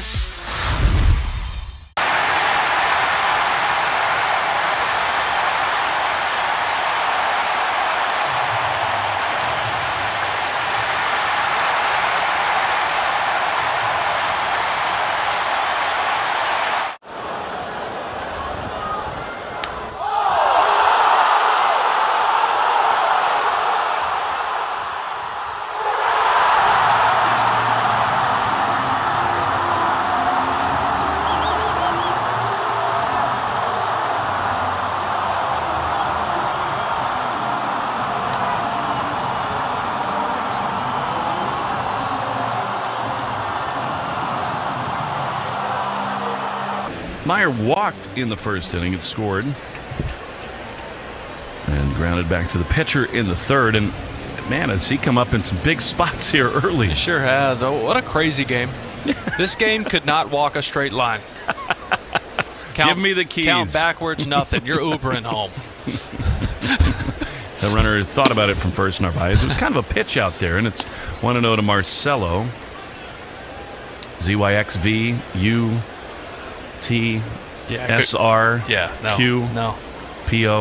See, that's impressive. No, my brain doesn't work that way. Doesn't work, period. The 1-0 pitch is high in the air into center field. Adele, though, back in front of the track is right there. That was so close to Marcelo's first major league home run. And the inning is over.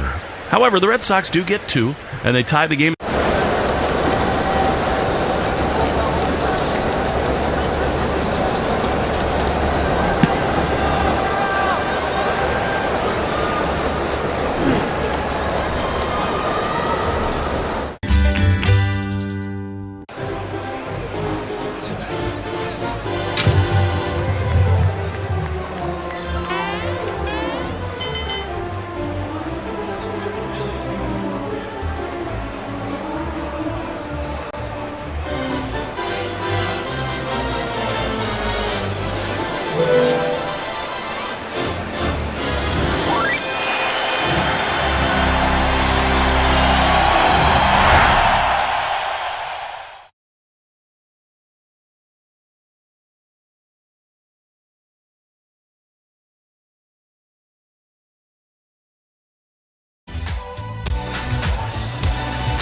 fifth inning.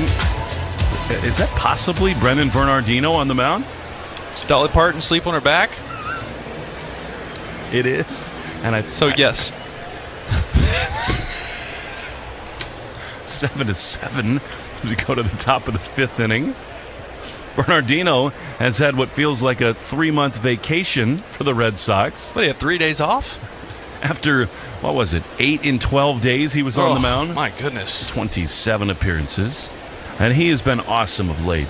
Pitch is a strike on the outside corner, cut fastball, and it's 0-1 to Matthew Lugo. It's fun to watch this guy at Fenway Park on the big league scene. He's been really good for them, at least from a power perspective. Pitch misses low. I mean, you think about it, that is what all these GMs lose sleep over at the trade deadline.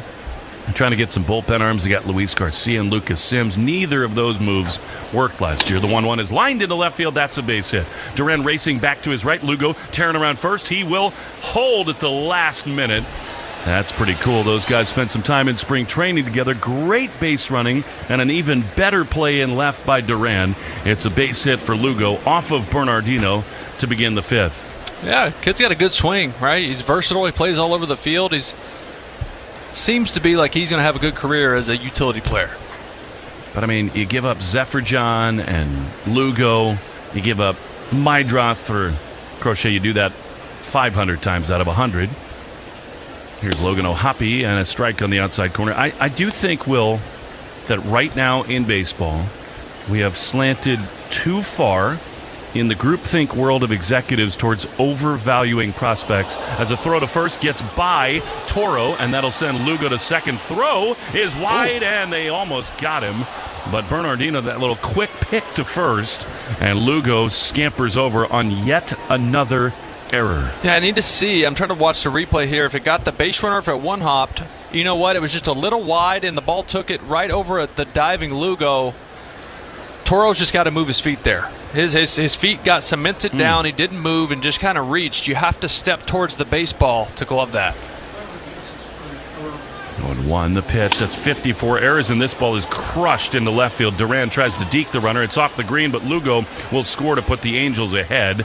Duran spins and throws to second, and the throwing error haunts the Red Sox. It's 8-7 LA. Yeah, I feel like every time this team has made a bad defensive play, an error, over the last few games, a run has been scored after the fact. Just cannot give extra outs. Well, I think that's also or bases. What's driving Alex Cora so crazy, why you sounded and heard the frustration in his voice last night. Joe Adell now batting, and he pops one foul on the first base side. Now to play. It's 8-7 now LA. Because, I mean, Bernardino's been so good, right? Unhittable for about a month. And it's just a spot where, okay, you give up a leadoff hit. We're just trying to do a little too much with a pickoff well, that's play there. part of when you're pressing as a team. Yep, 0-1. Is a ground ball softly hit on the right side. Campbell's only choice is first. He gloves, throws there just in time. That was close because it was a cue shot off the end of the bat on the play. O'Hoppe's up to second base, but there's one away. It was a cue shot, and he was playing all the way up the middle, so he had to run about, 60 feet just to get to this ball. And then barely get Adell first.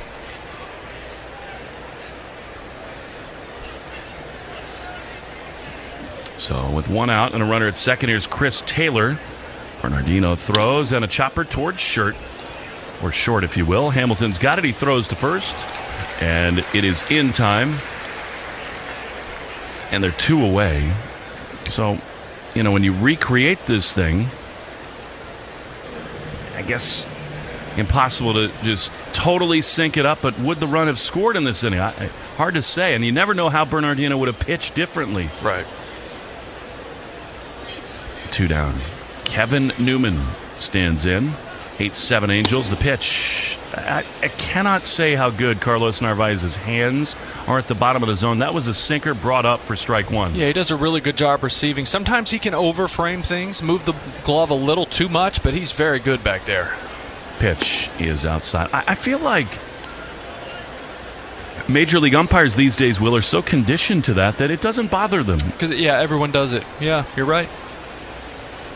1-1. Runner at second, a run in. 8-7 Angels. Here's a ground ball up the middle, and it doesn't hit the bag, thank goodness. Gamble behind the bag, backhands and throws to first in time, and the inning is over. Well, the error looms large. It's another, I think, unearned run. We'll see how they score it and sort of recreate the inning.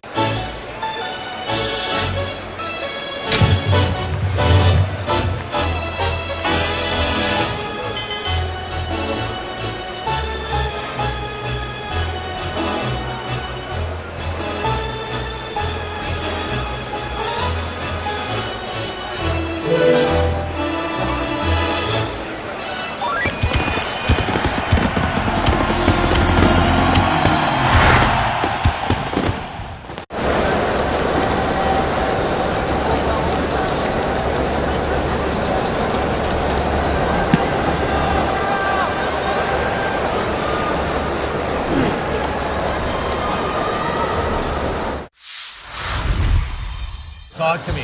This is called a Crawford dog. Hamburger bun. Yes. 2 split top Angus beef hot dogs griddled on the skillet, on the plancha. And then we do a bacon onion jam with Crawford Bach beer. Pick it up like a burger. Pick it up like a burger and you just go in, man. Let's go to town. Dude. Oh, best hot dog I've ever had. Best hot dog I've ever had. I love this, man. This is how I grew up eating hot dogs.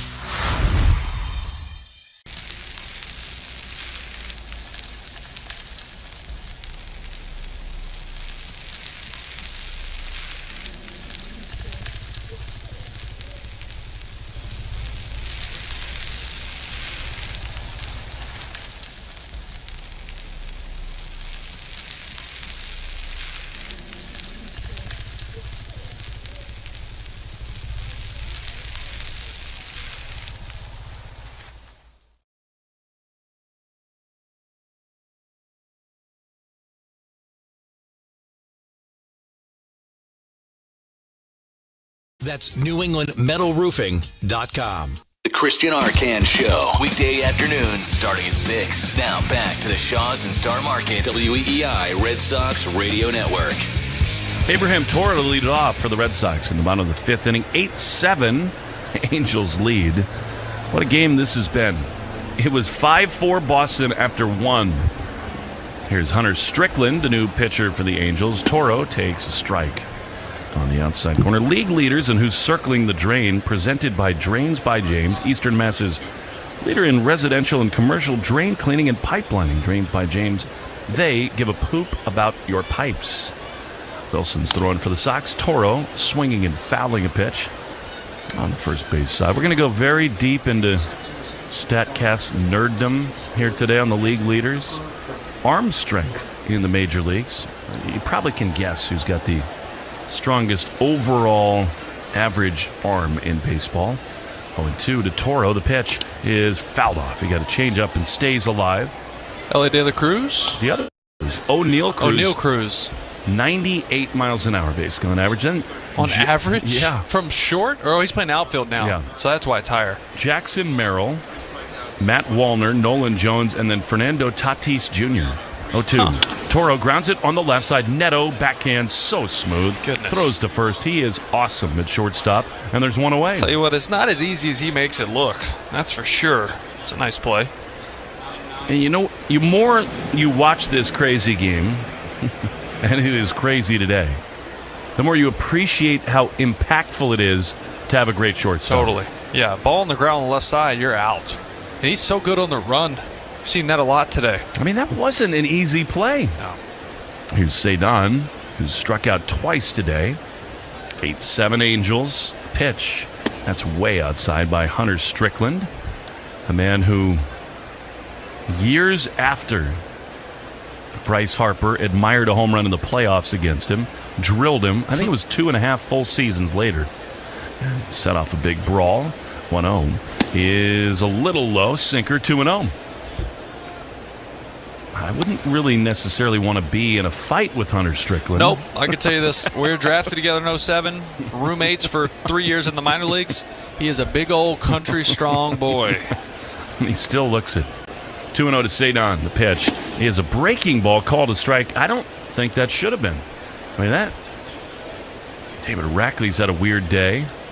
By the way, I'm starting to get off this umpire scorecard deal.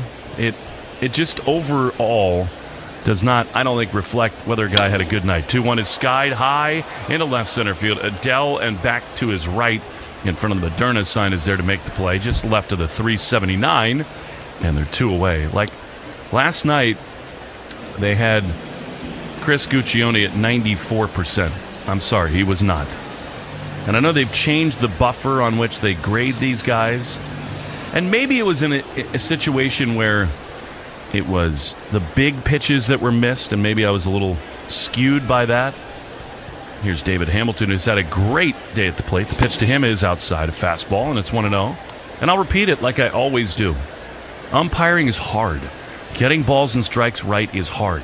Guys are throwing 98 with all this movement. It's nasty. Well, the problem is if you stink as a player, you get demoted. 1-0 pitch is a strike on the outside corner. Umpires, if you've been here, you're going to stay here. Yep. It doesn't matter how bad you are. Now, they've done a lot of things to bring more young guys up, get older umpires into retirement. And I want the human element behind the plate. 1-1 to Hamilton. The pitch is down and in. I want it. I don't want robotic umpires. I'm with you. I do like the challenge system. Yes, to me, it's such a perfect solution. We need it. 8-7 Angels, bottom 5 here. 2-1 to Hamilton.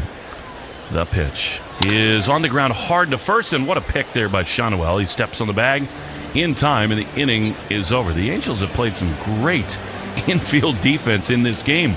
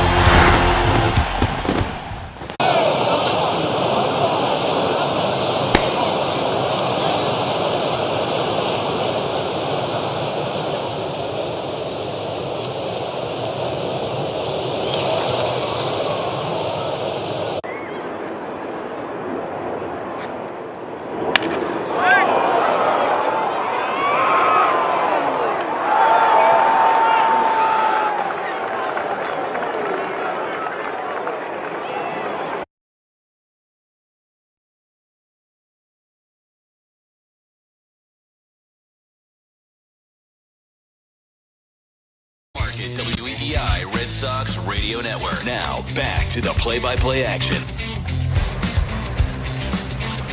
Justin Wilson is on for the Red Sox in the top of the 6th inning. Would have been hard to imagine after 4 scored in the top of the 1st. See him in this game, but here he is. Zach Neto has been great in this series. He's doubled and tripled today. Strike on the outside corner from Wilson, who's been just about the Red Sox best bullpen arm, not named Aroldis Chapman. The 0-1 is a strike on the inside corner. Yeah, I'll tell you what, his fastball plays against righties and lefties. You know, he's 37 years old. He's still got that good fastball at the top of the zone.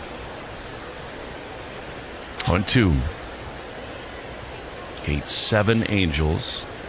You know, Neto is a pretty classic case, I think, of what first-round talent can look like. The 0-2 pitch is a slider that misses down. We know this in baseball, Will. They don't all hit. Many of them don't. Most of them don't.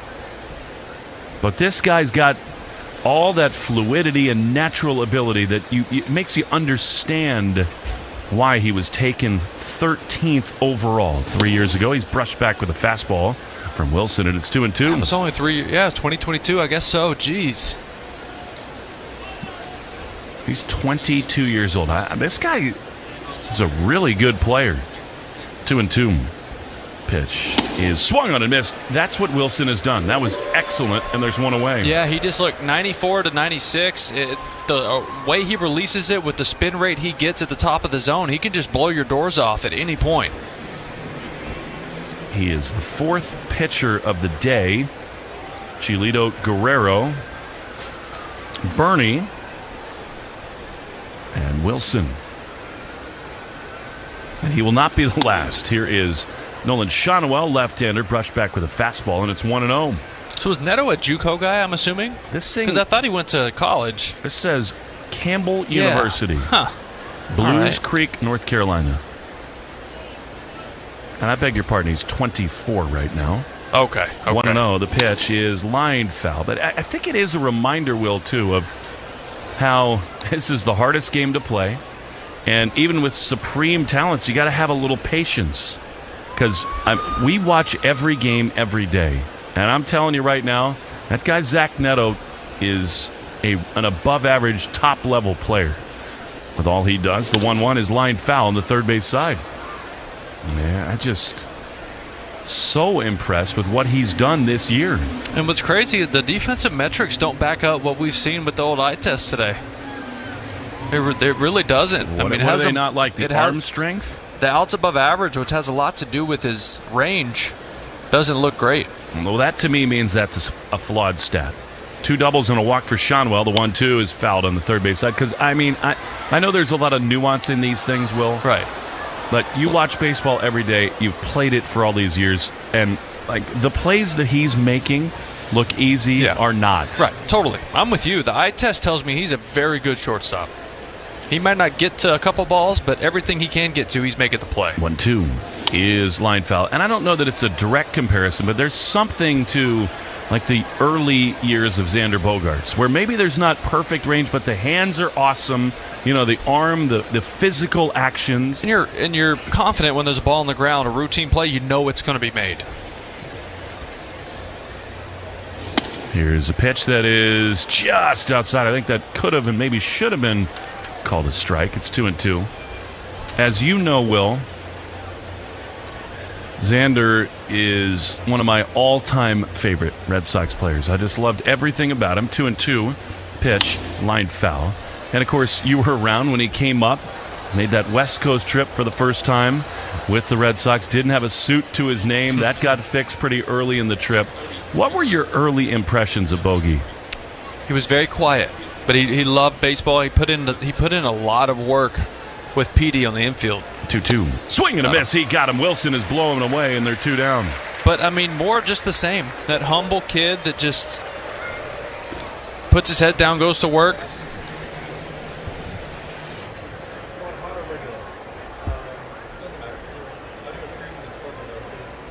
Two down. Here's Mike Trout facing Wilson. 8-7. Angels lead. That's the thing about Xander as Trout takes strike one in the inside corner. I still think even as he matured and came more into his own, he was still humble as a leader. I really do. 0-1 to Trout. Singled, walked, and grounded to short. Here's a pitch up and in. And I just, look, nobody's here to suggest that the contract the Padres handed out was even in the universe of what anyone should do. 1-1. Here's the pitch. And a line hopper to short. Hamilton's got it. He throws to first in time. He's had a good game defensively himself. Hamilton has. More on Xander Bogaerts when we come back for the bottom of the 6th. 8-7. Angels lead the Sox.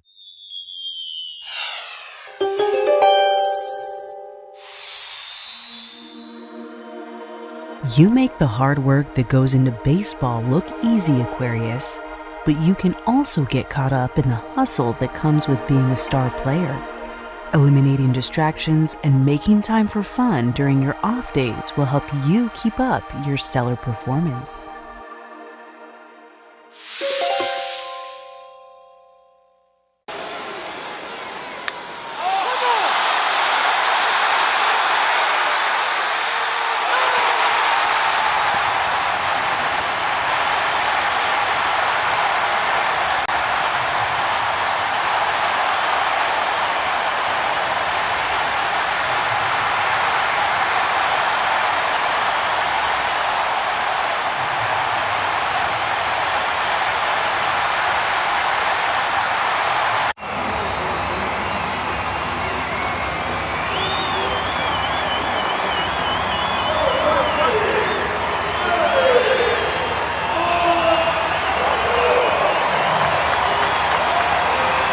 Yeah, mine was a tops now as well. I hit my first walk-off last year against the Mets. Jacob Young, Nationals win. Now he's got his first walk-off big league hit. Dad had bought a stack of them, and I was like, I think we can get these ourselves, but he went ahead and bought a stack for himself. Like business cards. There you go. But it was awesome just to have that moment and have everyone so excited to have a picture of you is a fun moment.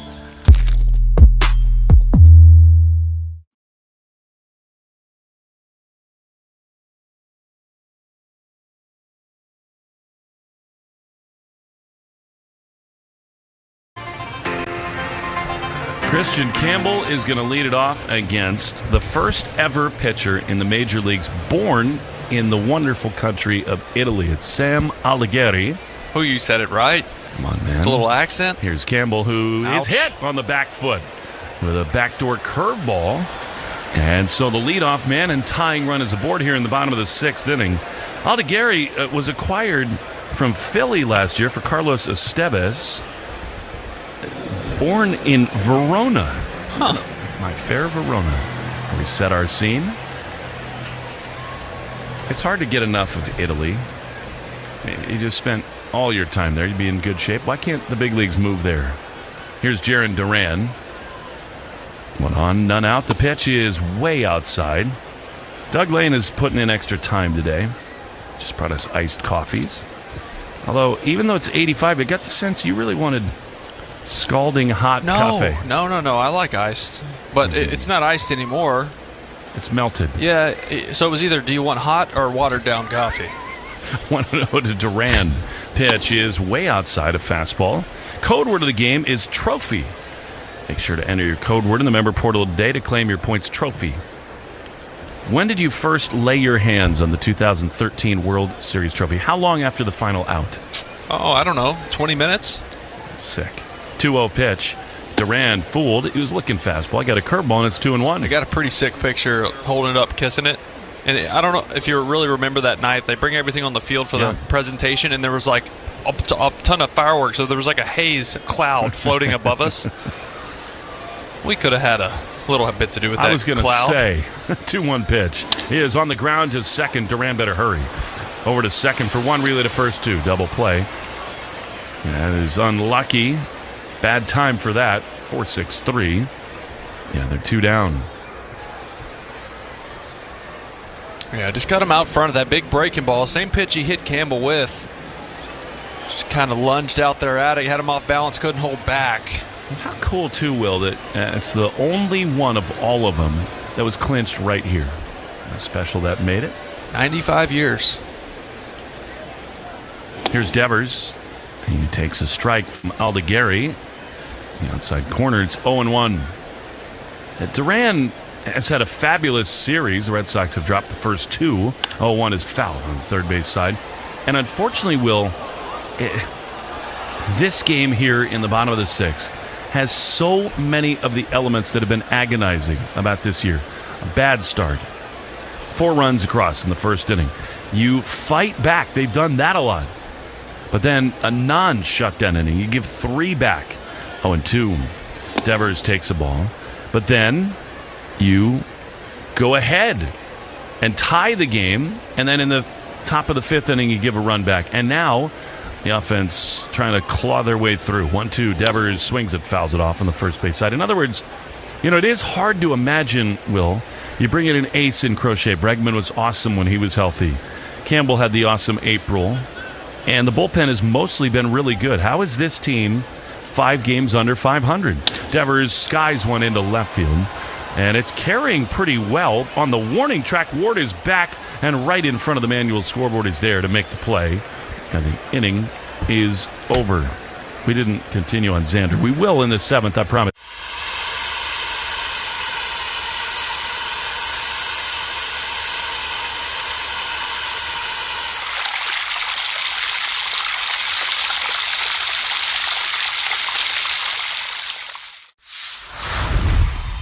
The name of the business is Legacy Catering. We all were talking about how Mom taught us all how to cook. She was a cook at the public school system for ages. So we all started to cook with her, so we decided, to do the business, so we went to figure out what we're gonna call it. So we said, let's cook in honor of, our mother, so that's what legacy came in. And just remember that legacy catering is about people, and this is what barbecuing is all about, and this is why we love it.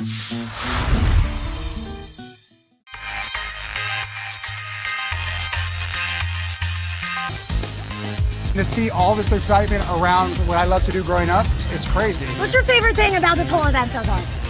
The fusion of sports, entertainment, and cards. That's awesome. Because to me, cards have always been entertainment, and they're getting their just dessert now.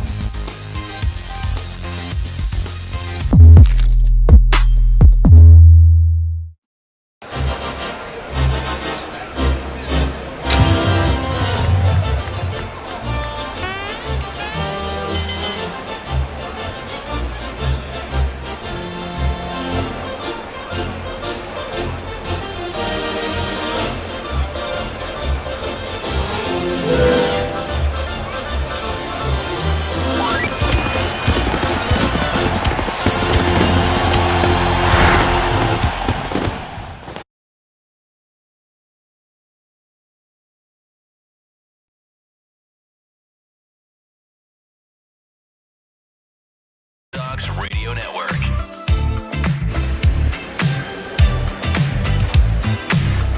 Garrett Whitlock in the game here, entering the game here in the top of the 7th.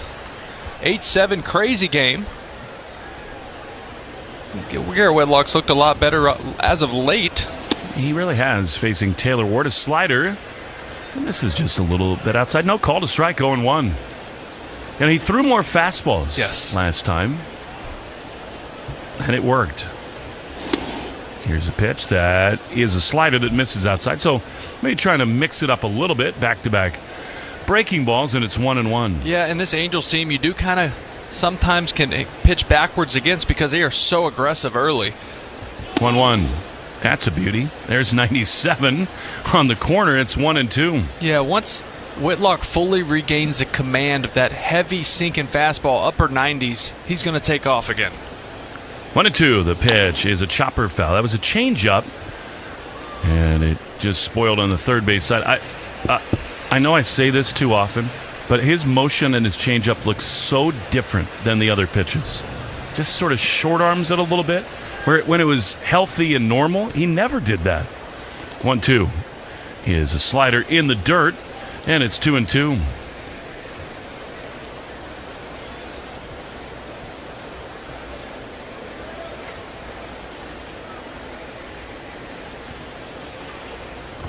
Whitlock, a 3.56 ERA. Here's a changeup that's chopped toward third but foul. So I'm digging in the weeds here on Baseball Savant. So his extension, even though it looks like he short arms it, his extension is exactly the same as it is on his fastball. And maybe everything is just a little different.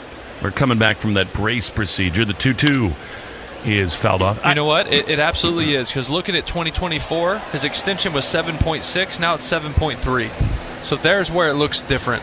It's just more like, and he comes out freely now as he gets through the season, but it's noticeable to me, having watched him all these years. The 2-2 swing and a miss. He got him. Great slider as Ward is gone. I just think the fastball motion looks so free from him, and he's just still kind of finding that changeup.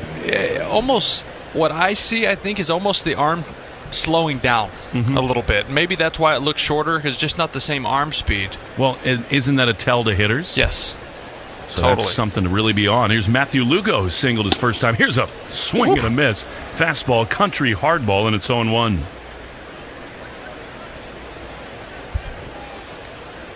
Eight-7 Angels in the top of this 7th inning. The pitch, chopper on the right side. Campbell's been good today. To his left, he waits way long, gloves, and throws to first in time.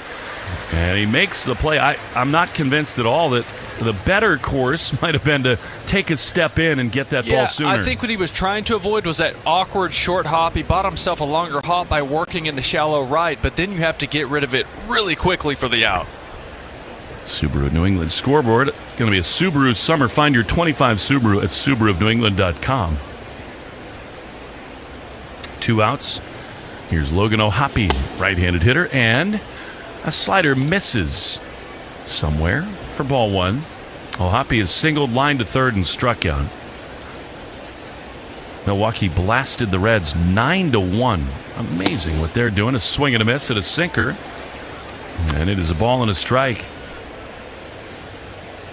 I mean, really, ever since the Red Sox saw the Brewers, they've been the best team in baseball. Just about. We did that to the Twins, too. They rattled off 11 straight. Been happening a lot this year. 1-1 the pitch. Swing and a miss. Slider, really good. And it's 1-2.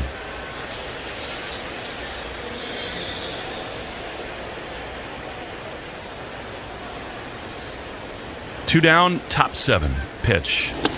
Outside, change up. I can totally see it, Willie. You know what I mean? Totally. It's like his body goes and his arm kind of drags, trying to create that difference in speed instead of just relying on grip.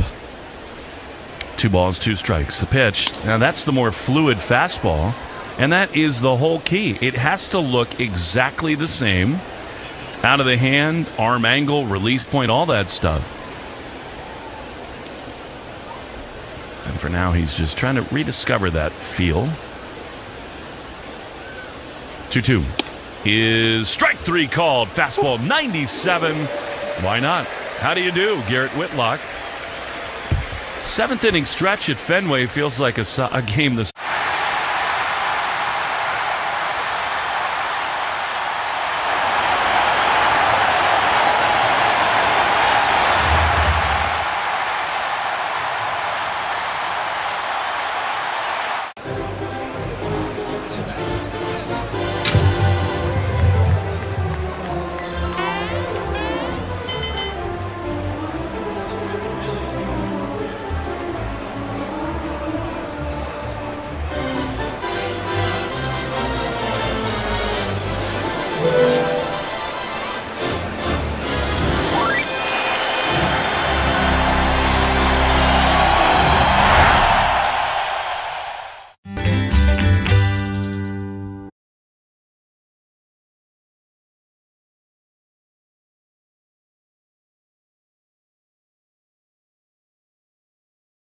On the Shaws and Star Market, WE. Each hit as we go into the bottom of the 7th inning. Red Sox trailing the LA Angels 8-7. It'll be Refsnyder, then Narvaez.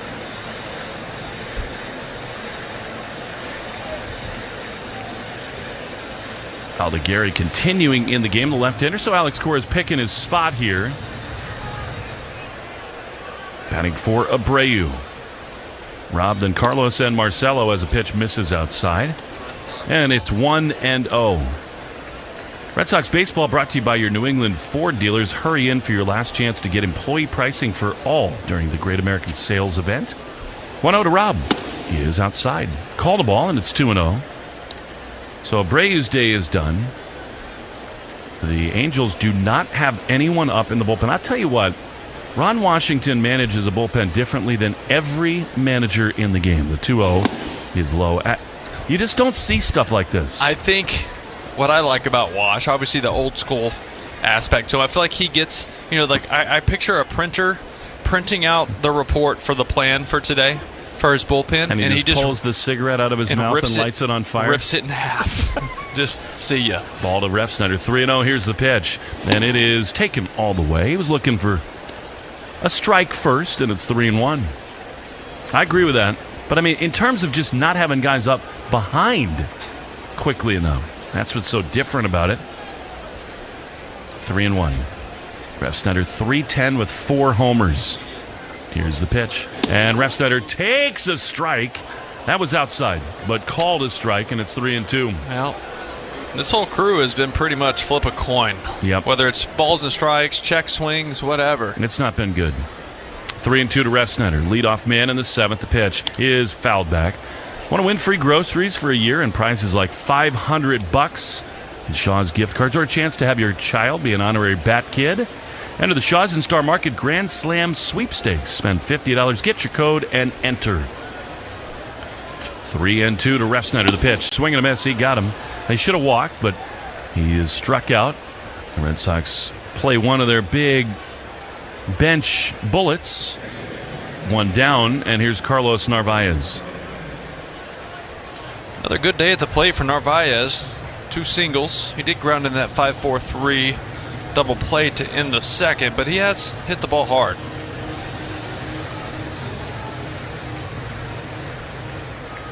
So Ref Snyder gone. Here is Carlos. The pitch is low and outside, a fastball, 1-0.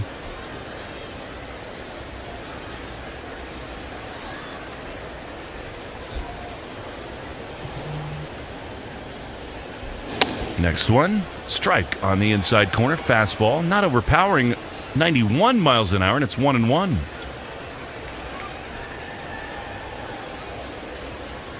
The pitch is outside, called a ball. We were talking about Xander, and again, nobody needs to give out a 11-year, $280 million contract. He's slowed down a lot defensively, 2-1. In his early to mid-30s, the 2-1 pitch is outside. Good take there by Narvaez. Luckily, he's got about, 7-8 years to figure it out. No kidding. However, where I was getting with this is you do wonder how this particular season would have played out differently with the Red Sox were he still around. 3-1 to Carlos. Here's the pitch, and it is in the dirt, ball 4. That's really good from Narvaez. So the tying run will be on base. And again, we pull our hair out on our side, Will.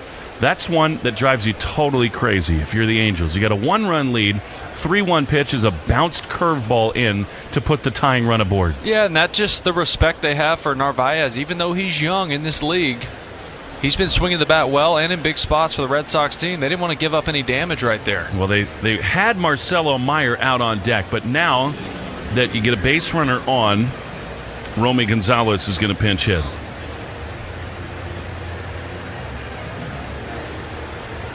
But I just think, isn't it interesting to think about how Xander might have helped Raffy through this trying season? Here's Romy, tying run aboard with 1 out, and Gonzalez takes a strike. Change up, and it's 0-1. I miss the mustache, I got to tell you. Romy told me about 5 weeks ago, he said, I just had enough of it. Yeah. 8-7 Angels, bottom 7. The pitch is down and in. Change up, and it's a ball and a strike. And still, this is incredible to me, still nobody up in the Angels bullpen. 1-1 to Romy. The Red Sox have something going right here. Narvaez at first. 1-1 is a broken bat blooper in a shallow right field. Second baseman Taylor back on it. It's down for a hit. Narvaez up to second. They misplay it. Carlos headed for third. Throw wide of the bag. Up to second goes Romy. Great base running on a lucky broken bat hit. And the Red Sox have him at second and third. And look, we've talked about this. You have to do the little things right. And that big part of that is base running. It's hurt this team a lot in the past, but it's also helped them when they're doing it right. Narvaez does a good job of reading this down, getting to second base, and as soon as he sees the ball bobbled and overrun by the infielder, he continues to third, and then Romy, on the long throw to third above the cutoff man, takes second. That's what you have to do to win ball games. Just excellent. I can't believe their bullpen is still quiet. That report brought to you by Interlock Metal Roofing. Never re-roof again. NewEnglandMetalRoofing.com.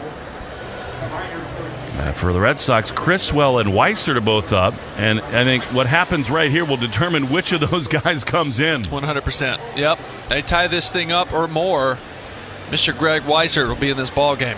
Listen, Will, I know that the Angels have been struggling, and just like the Sox, they've used a lot of arms in this series. In the major leagues today, you never see this, where a guy like Aldegari is just alone on an island with nobody up in the pen. Yeah, and they had a little mound visit there. They're going to play the infield halfway up the middle, where if it's hard hit, they have a little bit more range to keep the go-ahead run from scoring also. Here's Abraham Toro. The pitch is fouled back. He had a changeup and spoiled it on the first base side, 0-1. No matter what, Will, this is the spot that has just bedeviled the Red Sox. They have to tie the game at least here. Have to. 0-1 to Toro. He's been clutch. Pitch is in the dirt. What a stop that is by Ohapi to save a run. When you got to think I mean, they're not exactly going to pitch around Toro. I know he's been swinging the bat well. He's better as a left-handed batter. But he's probably going to see a lot of off-speed here, trying to get some chase from Alighieri. 1-1. Infield in on the right side, halfway on the left. The 1-1 pitch is high in the air, foul on the first base side. And a play 1-2. 3 off-speed pitches in a row, 3 changeups. Arbella Insurance Foundation dedicated to striking out cancer by supporting the Jimmy Fund. Every strikeout from a Sox pitcher, Arbella donates $50 to the Jimmy Fund. 1-2 to Toro. The pitch is high. You'd like him right here, Will, to channel his inner Carlos Narvaez. I would love Narvaez a much bigger lead at third, but Newman's playing him close, so he can't get too far off. He doesn't want to get backpicked. 2-2. The pitch is fouled off. And now this is not a spot where the contact play would be on, right? I mean, second and third, not a lot of speed at third. You're going to read it off the bat. This is pretty much a read play. Like I said, the infield not all the way in, but they're in enough where with Narvaez's lack of top-notch speed, he's average for a catcher. That's saying he's a below-average runner in all. It would take a perfect ball to get him in. 2-2. The pitch is a curveball just outside, very close. Good take there by Toro, and it's 3-2. Well, he's seen a lot of off-speed. Saw him go to the fastball up with 2 strikes, 1-2 count, but I'm feeling probably a changeup here. He wants a ball on the ground. 3-2. They lead at second and third. The pitch is swung on a driven high into left center field. Should be deep enough to get the run in. Adele is there in front of the track. Narvaez tags. Job well done by Toro. Wow. And we are tied at 8. Fantastic at bat. That is such a tough at bat when you have first base open, right? And you're a right-handed batter and you're thinking, okay, I'm going to get a lot of junk here. I can't chase. I have to get this pitch up. He does get the changeup in that full count with the base open, stays back, drills it to left center, ties this thing up. So now here's Cedon, and you got David Hamilton on deck. Does that same mindset apply here? It does. It's a lot harder for Cedon to be that patient. 8-8 in the 7th. 2 down. Here is Rafaela. He's 0 for 3 today. The pitch he is down and in. He was patient. Takes a changeup, and it's 1-0. Yeah, Cedon, I mean, coming into today's 7-game hit streak, hitting .448. He's been feeling good. That 7-game streak on the line right here, as is the game. Go-ahead run at second base. 2 down in the 7th. Here's the pitch, and it is fouled. Cue shot on the first base side. Jarren Duran thought that was coming right for him. What it must be like to be an athlete that good. He was sitting on the bench, and then he just hopped up like he was nothing and got out of the way. 1-1. Cedon waits. Alighieri is ready. Looks to second and throws, and a swing and a miss. That was a curveball that kind of hung there a little bit on the inside half. Yeah, it's been all junk. We saw this in the at-bats of Toro. Got to 1-2 on all off-speed and then would try to elevate the fastball for swing and miss above the zone. 1 ball, 2 strikes. Cedon waits. Sox have tied the game at 8.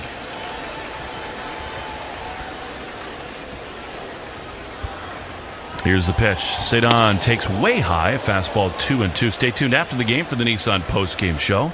Nissan is here to help you save this summer with lower MSRPs on Rogue and Pathfinders. Possibilities are endless. Visit your local dealer today. 2-2.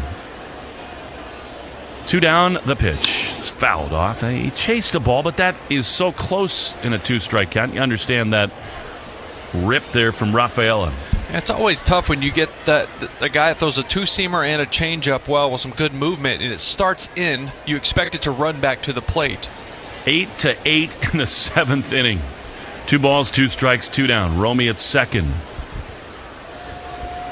Here's the pitch. Rafaela swings and drives one foul. Curveball. He was a little out in front there. And it stays 2-2. Well, if you're waiting in line for Loco to get some tacos across the street, you might have got yourself a souvenir. Guac and a foul ball. 2-2. Again to Cedon. Another really good AB. That pitch is fouled off. I mean, he's really battling Rafaela. You'll see 8 pitches at least. I mean, think about this inning. Narvaez, Romy, Toro, a great at bat, and here's another one from Cedon. Yeah. 2-2. Here it is. Cedon drives one deep to left field, but Ward right in front of the wall is there to make the play, just in front of that AL scoreboard. That was a low liner, but again, just a great AB from Round.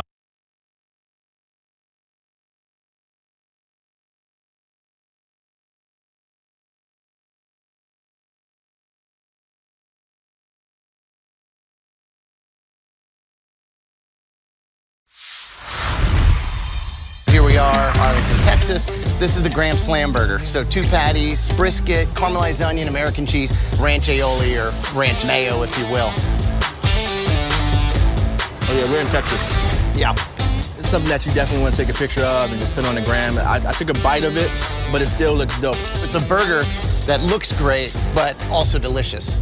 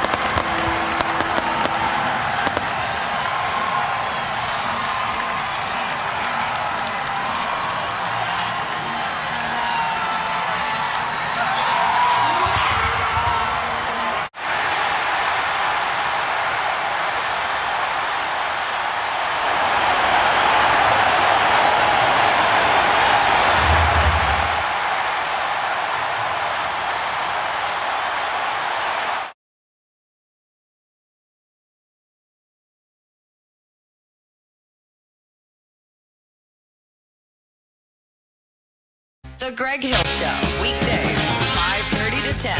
Now back to the Shaws and Star Market WEEI Red Sox Radio Network. Red Sox have tied the Angels. What a game. 8-8 into the 8th.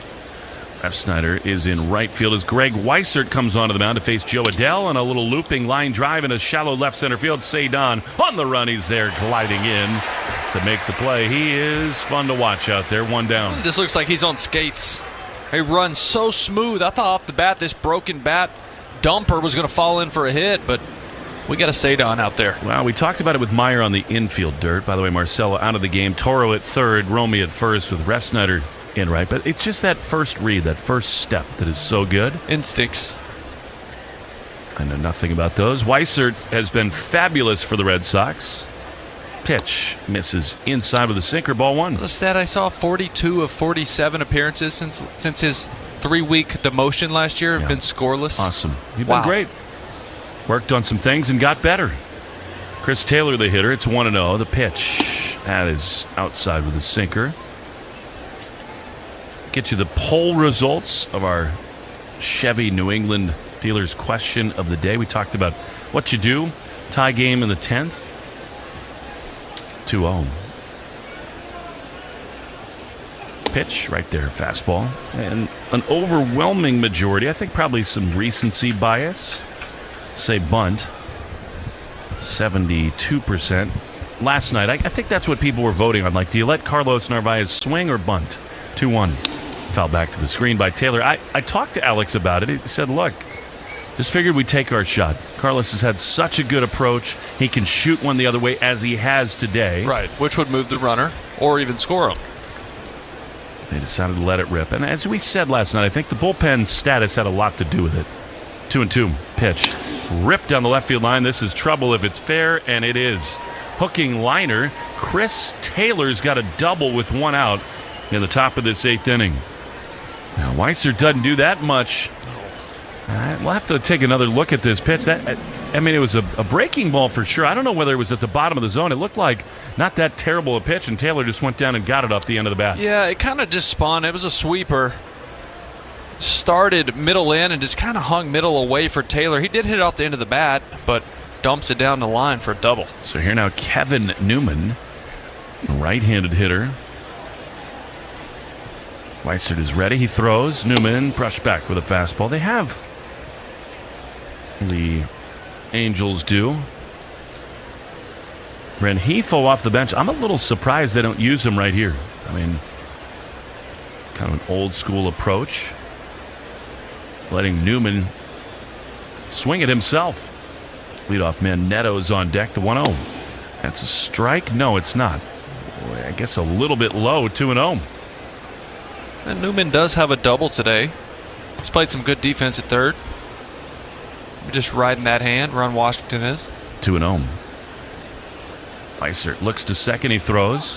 And a line drive up the middle into center field, a base hit. Cedon is going to come up throwing, rounding third. Taylor, he will score. A foot first slide. The 8-9 hitters get the Red Sox. Again, this is getting totally out of control. It is, in this case, Taylor and Newman who deliver. It is 9-8, and Alex Cora has seen enough. I think he's going to go to Criswell. He wanted to limit the pitches thrown by Weissert in this spot, and now that they're behind, I mean, Alex has not yet made a move to the bullpen, but he now will. He'll take the baseball from Weissert. That's so disappointing. Greg is punching himself in the side of the head, probably for the slider there to Chris Taylor. The Red Sox have got to do a lot of things better. They got to pitch better in the first inning, but very near the top of the list is get the 8-hole and 9-hole hitters out in the future.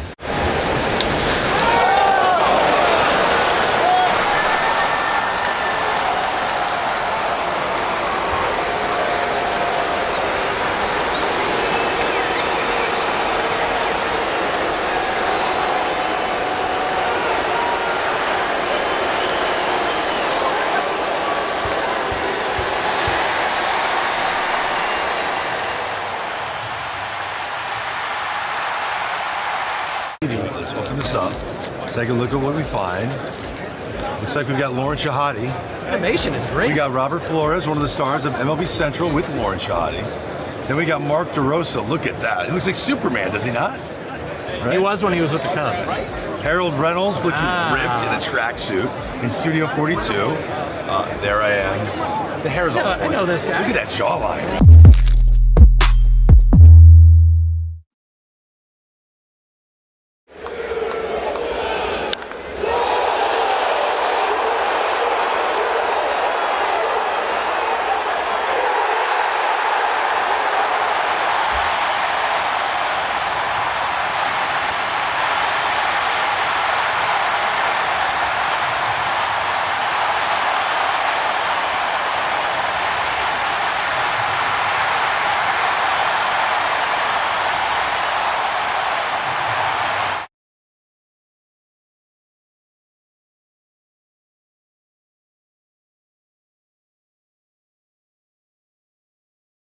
To the Red Sox radio network.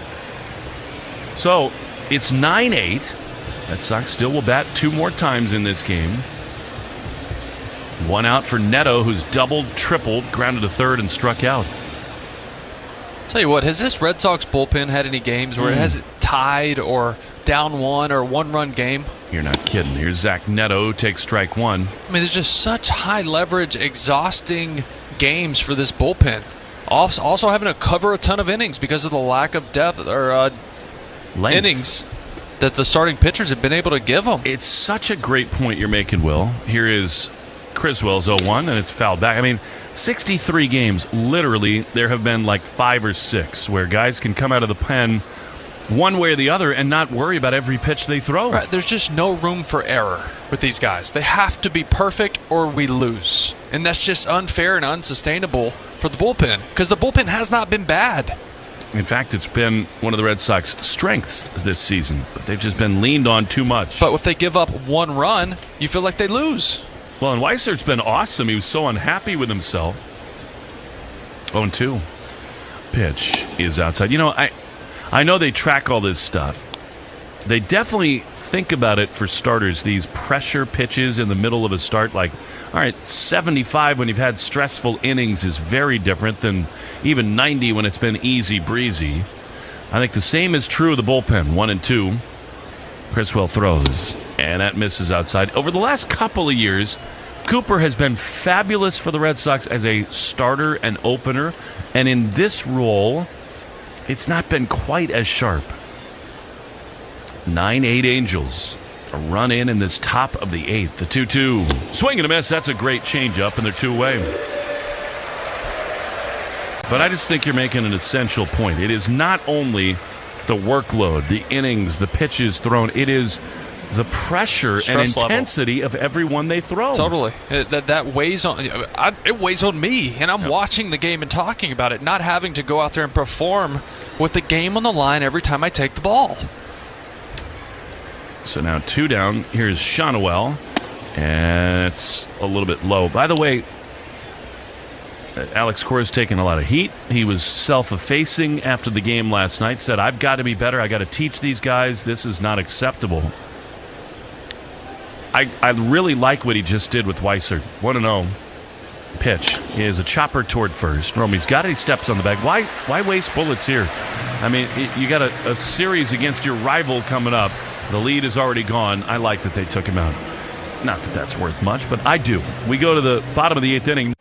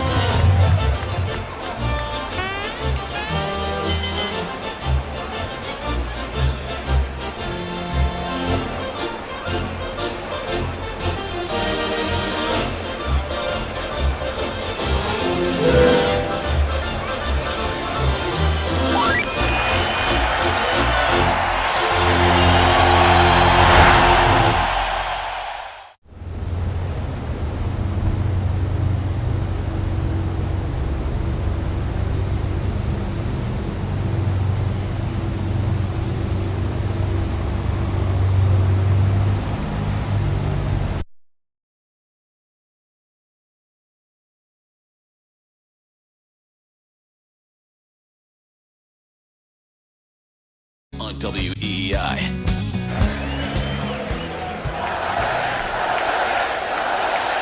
Times have felt better than they do right now. The Red Sox in danger of being swept by the LA Angels. Trevor Story is going to pinch hit for David Hamilton. Aldegari continues in the game. This is just incredible as Story takes a slider outside for ball 1. 3 times the Red Sox have scored runs in an inning in this game. The 1-0 to Trevor is down and in. And 3 times the pitchers have failed to hang a 0. It was Giolito in the 2nd, Bernardino in the 5th, and then Weissert in this 8th. Here's Trevor, fouls one off. Look out right above my head. Almost. I should have stood up. And I hope Nesson does not have a video review of that, because I have never looked more awkward in my entire life. Ever. 2-1. That's probably not true. Here's a line hopper. Third under the glove of the third baseman, Newman. A Christmas present delivered by Newman. And the tying run is aboard in the bottom of the 8th. All right. You'll take it. Hard hit ball. That's what it's about, right? Hard contact. Even at defenders, that's a tough play for Newman at third. He's got to make that play. It was right at him, but that was smoked. Can you imagine the emotional toll these last couple weeks have taken on Red Sox fans? Here we are again, tying run aboard. As Christian Campbell stands in and he takes a strike at the bottom of the zone. 90-mile-an-hour fastball, 0-1. I know what it's taken on me. Yes. So yeah, I feel like I do understand.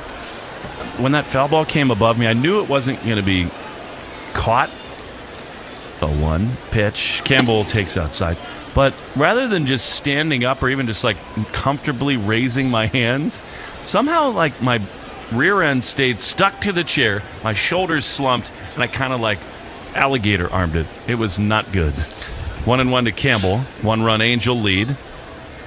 Aldegari throws, and Christian tries to put the Red Sox ahead with a big cut. Missed that fastball, and it's 1-2. All right, that was your chance, right? You got your big swing. You got a pitch to do it on. You missed. Now we're to 2 strikes. Now that approach has got to change a little bit. Got to shorten up here. 1 ball, 2 strikes. Trevor at first. The pitch is chopped to third, and it is a foul ball. So much of that lately. Little handle jam jobs by Campbell. Stay tuned after the game for the Nissan post-game show. Nissan here to help you save this summer. Lower MSRPs on Rogue and Pathfinders. The possibilities are endless. Visit your local dealer today. I think there have to be conversations going on about Campbell and what he needs in the next few weeks. Spot here for him, 1-2.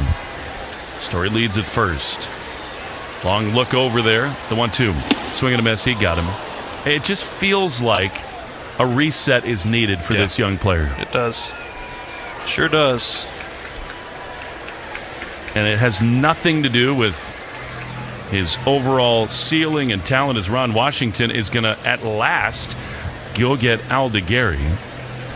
But, I mean, look, Mike Trout, after 3 weeks in the big leagues, went down. He talks about how it freed him up to rediscover himself. Every individual.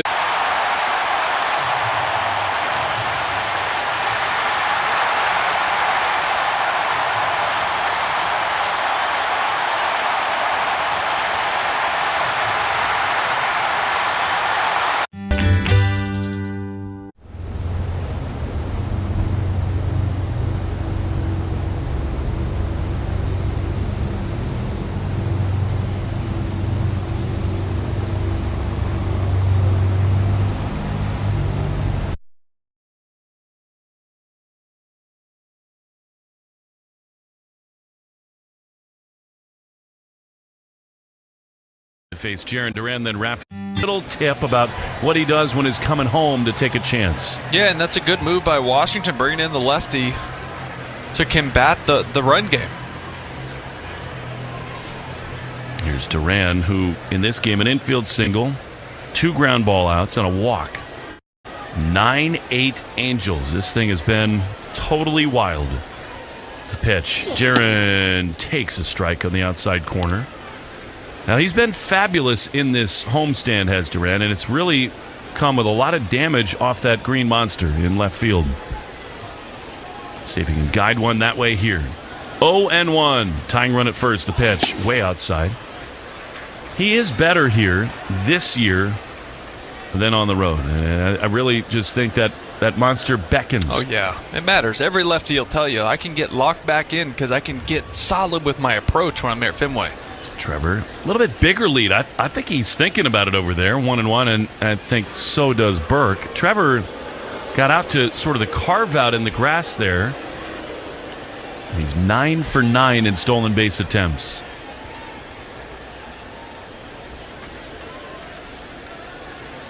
Nine to 8 Angels. Duran waits, 1-1. Pitch is up and in. Sinker that missed. And it is 2 balls and a strike. And Burke has a good 2-seamer. He's got some good run to it. He has a slider as well. He has a changeup, but he doesn't throw it to lefties a whole lot. In some big spots, he'll mix it in. 2-1. The pitch. Duran takes a ball. Sinker. And it's 3-1. This gets very interesting to me. Because a 3-1 count to a hitter like Duran. You got Devers on deck. Maybe that slightly deters you from putting Trevor in motion here. 3-1, the pitch. Up and in, ball 4. Why not? They walk him. So they go to the lefty Burke. He walks Duran. And now here comes Devers. And Reffy hasn't looked great today. just a little bit off balance. We've seen him chase out of the zone. At bases loaded again, chased a split down below the zone. But once again, 3 times in 2 nights, finding himself in a big spot late in games. And could you have more speed on the bases? No. Story at second. Duran at first. Fastball. Strike 1. Middle away from Devers. 0-1. Raffy has, for basically a month, carried the Red Sox offense. Chance here. Trailing by a run. The 0-1. High fly foul. On the left field side. Now to play. 0-2.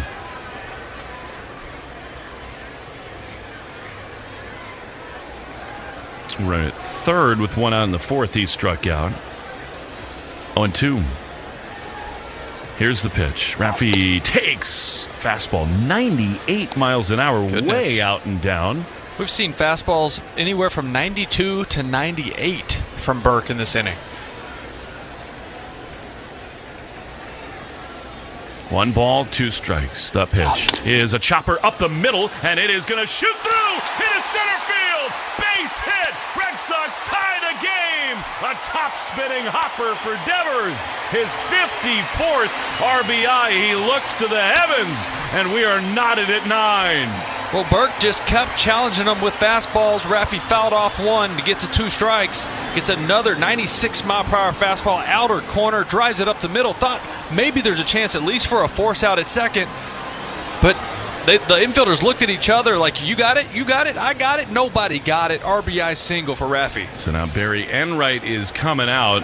The error is cashed in for the Red Sox. Raffy's smiling with Jose David Flores over at first base. So now the Sox, 9 runs, 10 hits, an error.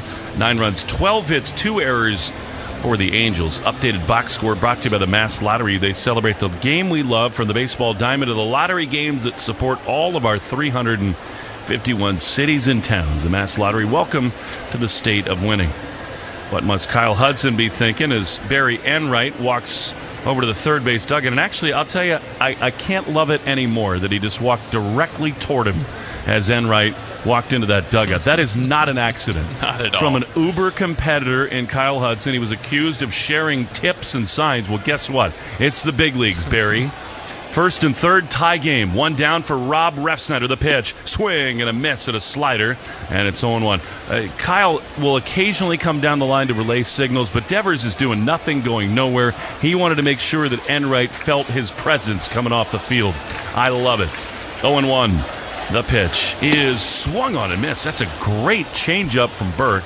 Refsnyder will do this. He'll take chances early. Now 0-2, a chance to put the Sox ahead without a hit. Yeah, Burke has been really heavy with the fastball, that sinking fastball. But knowing what Refsnyder can do against left-handed pitching, going to the off-speed. Duran at third. The pitch way inside. He almost hit him. And this is one of those spots where you just love the combo. I mean, I know it's 1 and 2, not ideal, but so much speed at third base. If Refsnyder puts almost any ball in play, not right back to the pitcher, you probably take the lead. 1-2. The pitch is low. Good and take. Here we go again, 2-2. I would love to see Duran extend his lead at third base. I know Newman's playing him close to hold him on, but Burke's not going to pick off. 2-2 to Refsnyder. The pitch is inside, ball 3. Well, now the count is full. You got Narvaez on deck. I think Devers stays put at first. Yeah. Don't go. You don't want to run into a double play here if it's a strike him out, throw him out. 3-2. The pitch. Refsnyder swings and loops 1 to second, and Devers dives back to the bag. Really good base running there by Raffy. It was kind of a jam shot end to the bat deal, a little soft line drive, and Raffy is now doing his pig pen act over at first base, smiling, and the Red Sox continue here in the tremendous base running, right? Because it's so easy to get doubled off. You're already off the bag in your lead. You get a big secondary trying to get to second. 2 hard steps, and then a dive back into second for Raffy, just beating that throw. And yes, I know you can't get jammed off the end of the bat. A little cue shot off the end of the bat. Here's Narvaez, tie game. Pitch is fouled back. My goodness. That was like half an inch away from 12-9. Slider, and Narvaez just missed it. Raffy's bouncing hit through the middle infield tied the game. And are we staring down the barrel of another one-run game? Red Sox have lost 17 one-run games, most in the big leagues. They've played 11 extra inning games, also the most. 1-1 the pitch, inside. So last inning, Araldis was up doing his towel drills, which he normally does, but he is not up. He is not up. It looks like this will be Criswell's 9th. 1-1. A pitch. Carlos takes a ball down and in, and it's 2-1. Romy Gonzalez is on deck. The Angels in the top of the 9th inning will have Trout, Ward, and Lugo due up. 2-1. Pitch is high and foul down the right field side. Well, that's trust in Criswell for sure, and I think Alex Cora's got to be thinking, look, my bullpen is so thin, and I'm tired of using Chapman in tie games. I mean, obviously I need to go look at the numbers, but I feel like at least half the games he's thrown in have been that situation. 2-2. The pitch is ripped foul on the first base side. Got to play. Lights are on. They don't need to be, but a little hazy day here at Fenway. 9-9 in the bottom of the 8th inning. 2-2. Pitch is inside. Fastball yanked. And it's 3-2. Again, the Angel bullpen is quiet. You just never see this. These right-handed hitters lined up, and they're riding the lefties. 3-2 pitch is fouled into the mitt. He struck him out, and the inning is over. Big changeup there from Burke. And we go to the 9th inning. How else? Tied at 9 on the Shaws.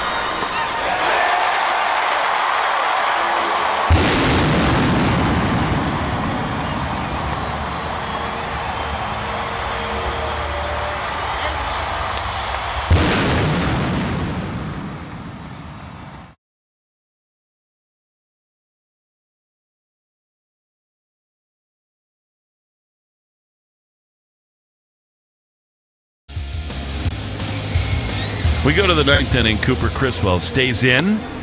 You got any Rolaids, Middlebrooks? They're gone. I'm out. You need them here because Mike Trout is going to lead off. It'll be Trout, Ward, and Lugo. The Herb Chambers batting order brought to you by Herb Chambers, MV1 of Massachusetts. 9-9, and actually, like so many nights before, this one feels like something of a victory as Trout takes outside, only because the Angels scored 4 runs in the top of the first. They led 7-5 after the 2nd inning, and here we are tied in the 9th, the 1-0. That is a ball, a changeup, and it's 2-0. But this is not the time for moral victories. The Red Sox have lost 17 one-run games. Got to find a way here. 2-0. That's a strike. He went around, did Trout on a cutter, and it's 2-1. When you roomed with him that early, did you know this guy was going to be this kind of player? I did. Absolutely did. 2-1. Swing and a miss. Why? He's just so calm all the time. And, I mean, you just watch the way he moves on a baseball field. And at that point in 2011, he had just gotten his first big league call-up that year in September. And struggled a little bit. He had just played a full season, so he struggled in that fall league as well. 2 balls, 2 strikes. Here it is. And it is high. It's in some ways, Will, it's also sort of a throwback, but in a lot of ways like the perfect baseball body. I mean, I know he's been hurt, but it's just ideal. So true. 3-2. Leadoff man in the top of the ninth. The pitch is chopped softly on the third base side. If it's fair, it's a hit, but it is foul outside the line. I mean, nowadays it is, Ohtani and Judge and Freeman and Olsen and bigger guys who are dominating the game. Even Ronald Acuna, taller, more lean. But this guy is just a brick house. Yeah, he used to absolutely fly, too. We're talking 49, 50 bags, along with 30, 40-plus homers. 3-2. The pitch is inside, ball 4. So Criswell puts the go-ahead run aboard here to begin the ninth inning. I don't hate it. No. I mean, you miss over the middle of the plate, he's going to demolish it. He's locked in since he came back. But now you got Ward, who's swinging a really hot bat as well. Try to get that ground ball. Game attendance report brought to you by Crispy Crunchy Chicken. If you're craving some crunch, get fresh hand-breaded chicken tenders or crispy chicken sandwich spiced just right. Here's Ward. Hit a 3-run homer in the first, and that's a really lucky call there from Criswell. That was a changeup that was off the plate but called strike 1. Yeah, really well executed. Right on the corner. You want to see him go in with that two-seamer here. You are just begging for something on the ground. 9-9 in the ninth. The pitch. That's outside. Easy take and a change. Yeah, mucho cambios today from Criswell. Ward homered and has since had a sac fly, a double play ball, and a strikeout. 1-1 the pitch. That is inside. Narvaez wanted that pitch, but it was off and in, and it's 2-1. Another changeup. Hitters count for Ward, 2-1. Pitch is popped up.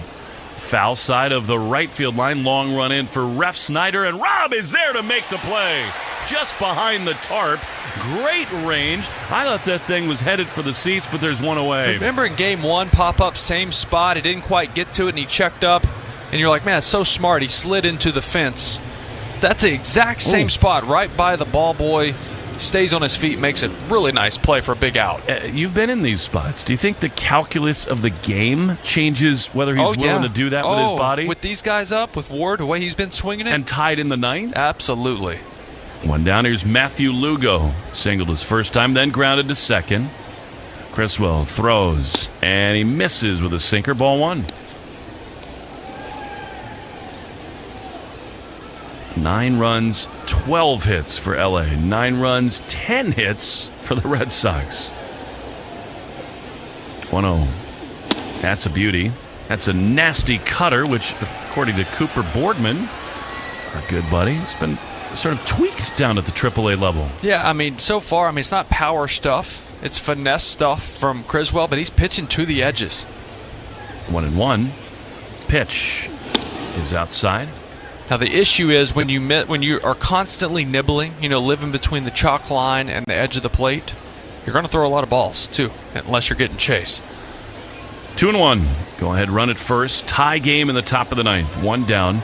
Trout leads. Pitch is a chopper foul. That's a really good changeup, and it's 2-2. Really, since Trout started to have all the injury issues, he just stopped running. And it makes sense. I mean, he had all kinds of quad and groin and hamstring injuries. Why push it? 2 balls, 2 strikes to Lugo. Here's the pitch.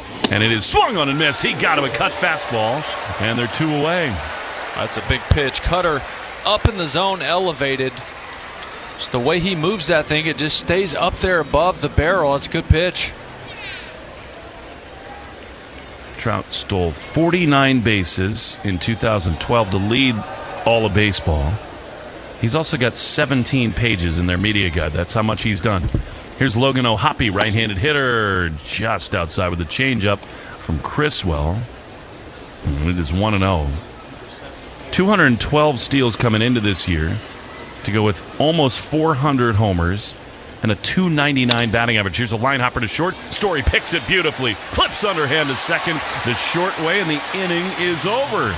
Nicely done. We are tied going to the bottom of the ninth. It'll be Romy Gonzalez, Abraham Toro, and Cedon Rafaela. When we come...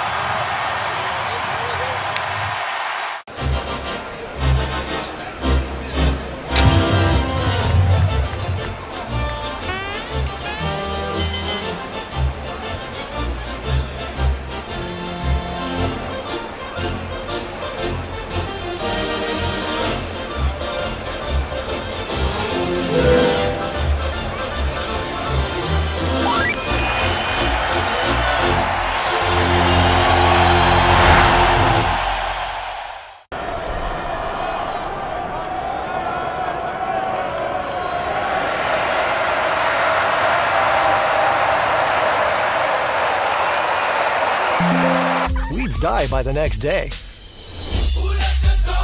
Find Spruce wherever weed killers are sold. Want to listen to WEEI on the go? Just download the Odyssey app. Now, back to Red Sox baseball on WEEI.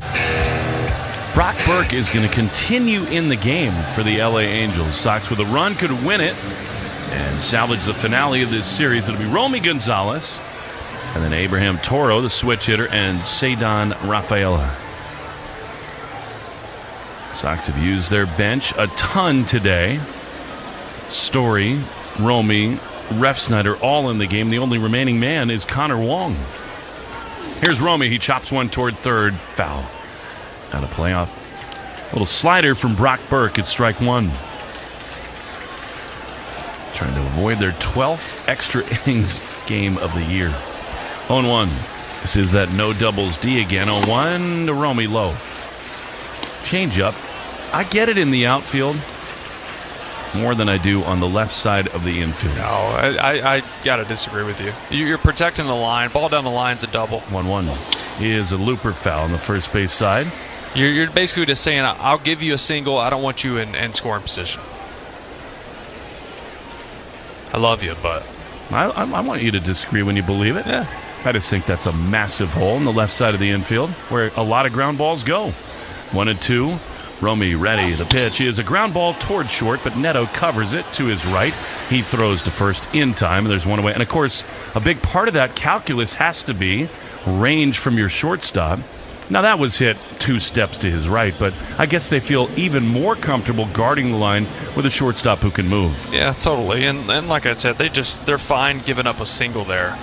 They just cannot give up a leadoff double. Abraham Toro batting from the right side against Burke. The pitch is a strike on the outside corner. 9-9, bottom 9. 0-1 to Abraham. Here's the pitch. And it misses. Change up outside, and it's 1-1. He's still there. Newman behind the bag, way over on the chalk. You know, I think there's another element to it here at Fenway. 1-1. The pitch is inside. And that is that corner in left field, any ground ball can really rattle around. It's so hard for a left fielder to get over there quickly. So it's almost more important to protect against that. 2-1. The pitch is drilled high and deep and foul down the left field line by Toro, and it's 2-2. Like some parks, the seats are sort of close to the... Yeah. Are further away. There's less randomness down the left field line. 9-9, bottom 9. 1 out for Toro. Here's the pitch. Abraham lines it into center field, a little looper, and that is down for a base hit. The go-ahead winning run is aboard. All Abraham Toro does is hit. He is aboard for the second time. So productive all day, and the winning run is aboard. You know, Connor Wong runs better than Toro, but you just don't want to burn your backup catcher here. No. Right? And then if you do if you continue this game in a tie game, you end up with Wong probably at first and Romy at third. With no other options. So that's why Toro is going to stay in here with 1 out. And here we go with Cedon, who's had an enormous series, but 0 for 4 today. The pitch to him is driven down the right field line toward the pesky pole, slicing, and it is gone! A home run inside the pesky pole. Cedon, say good night. The Red Sox beat the Angels 11-9. You know, we keep talking about poolside pop. He's had a big homer in all 3 games of this series. The entire series. Tied it up. 1 and then walks it off. Pesky pole. See ya.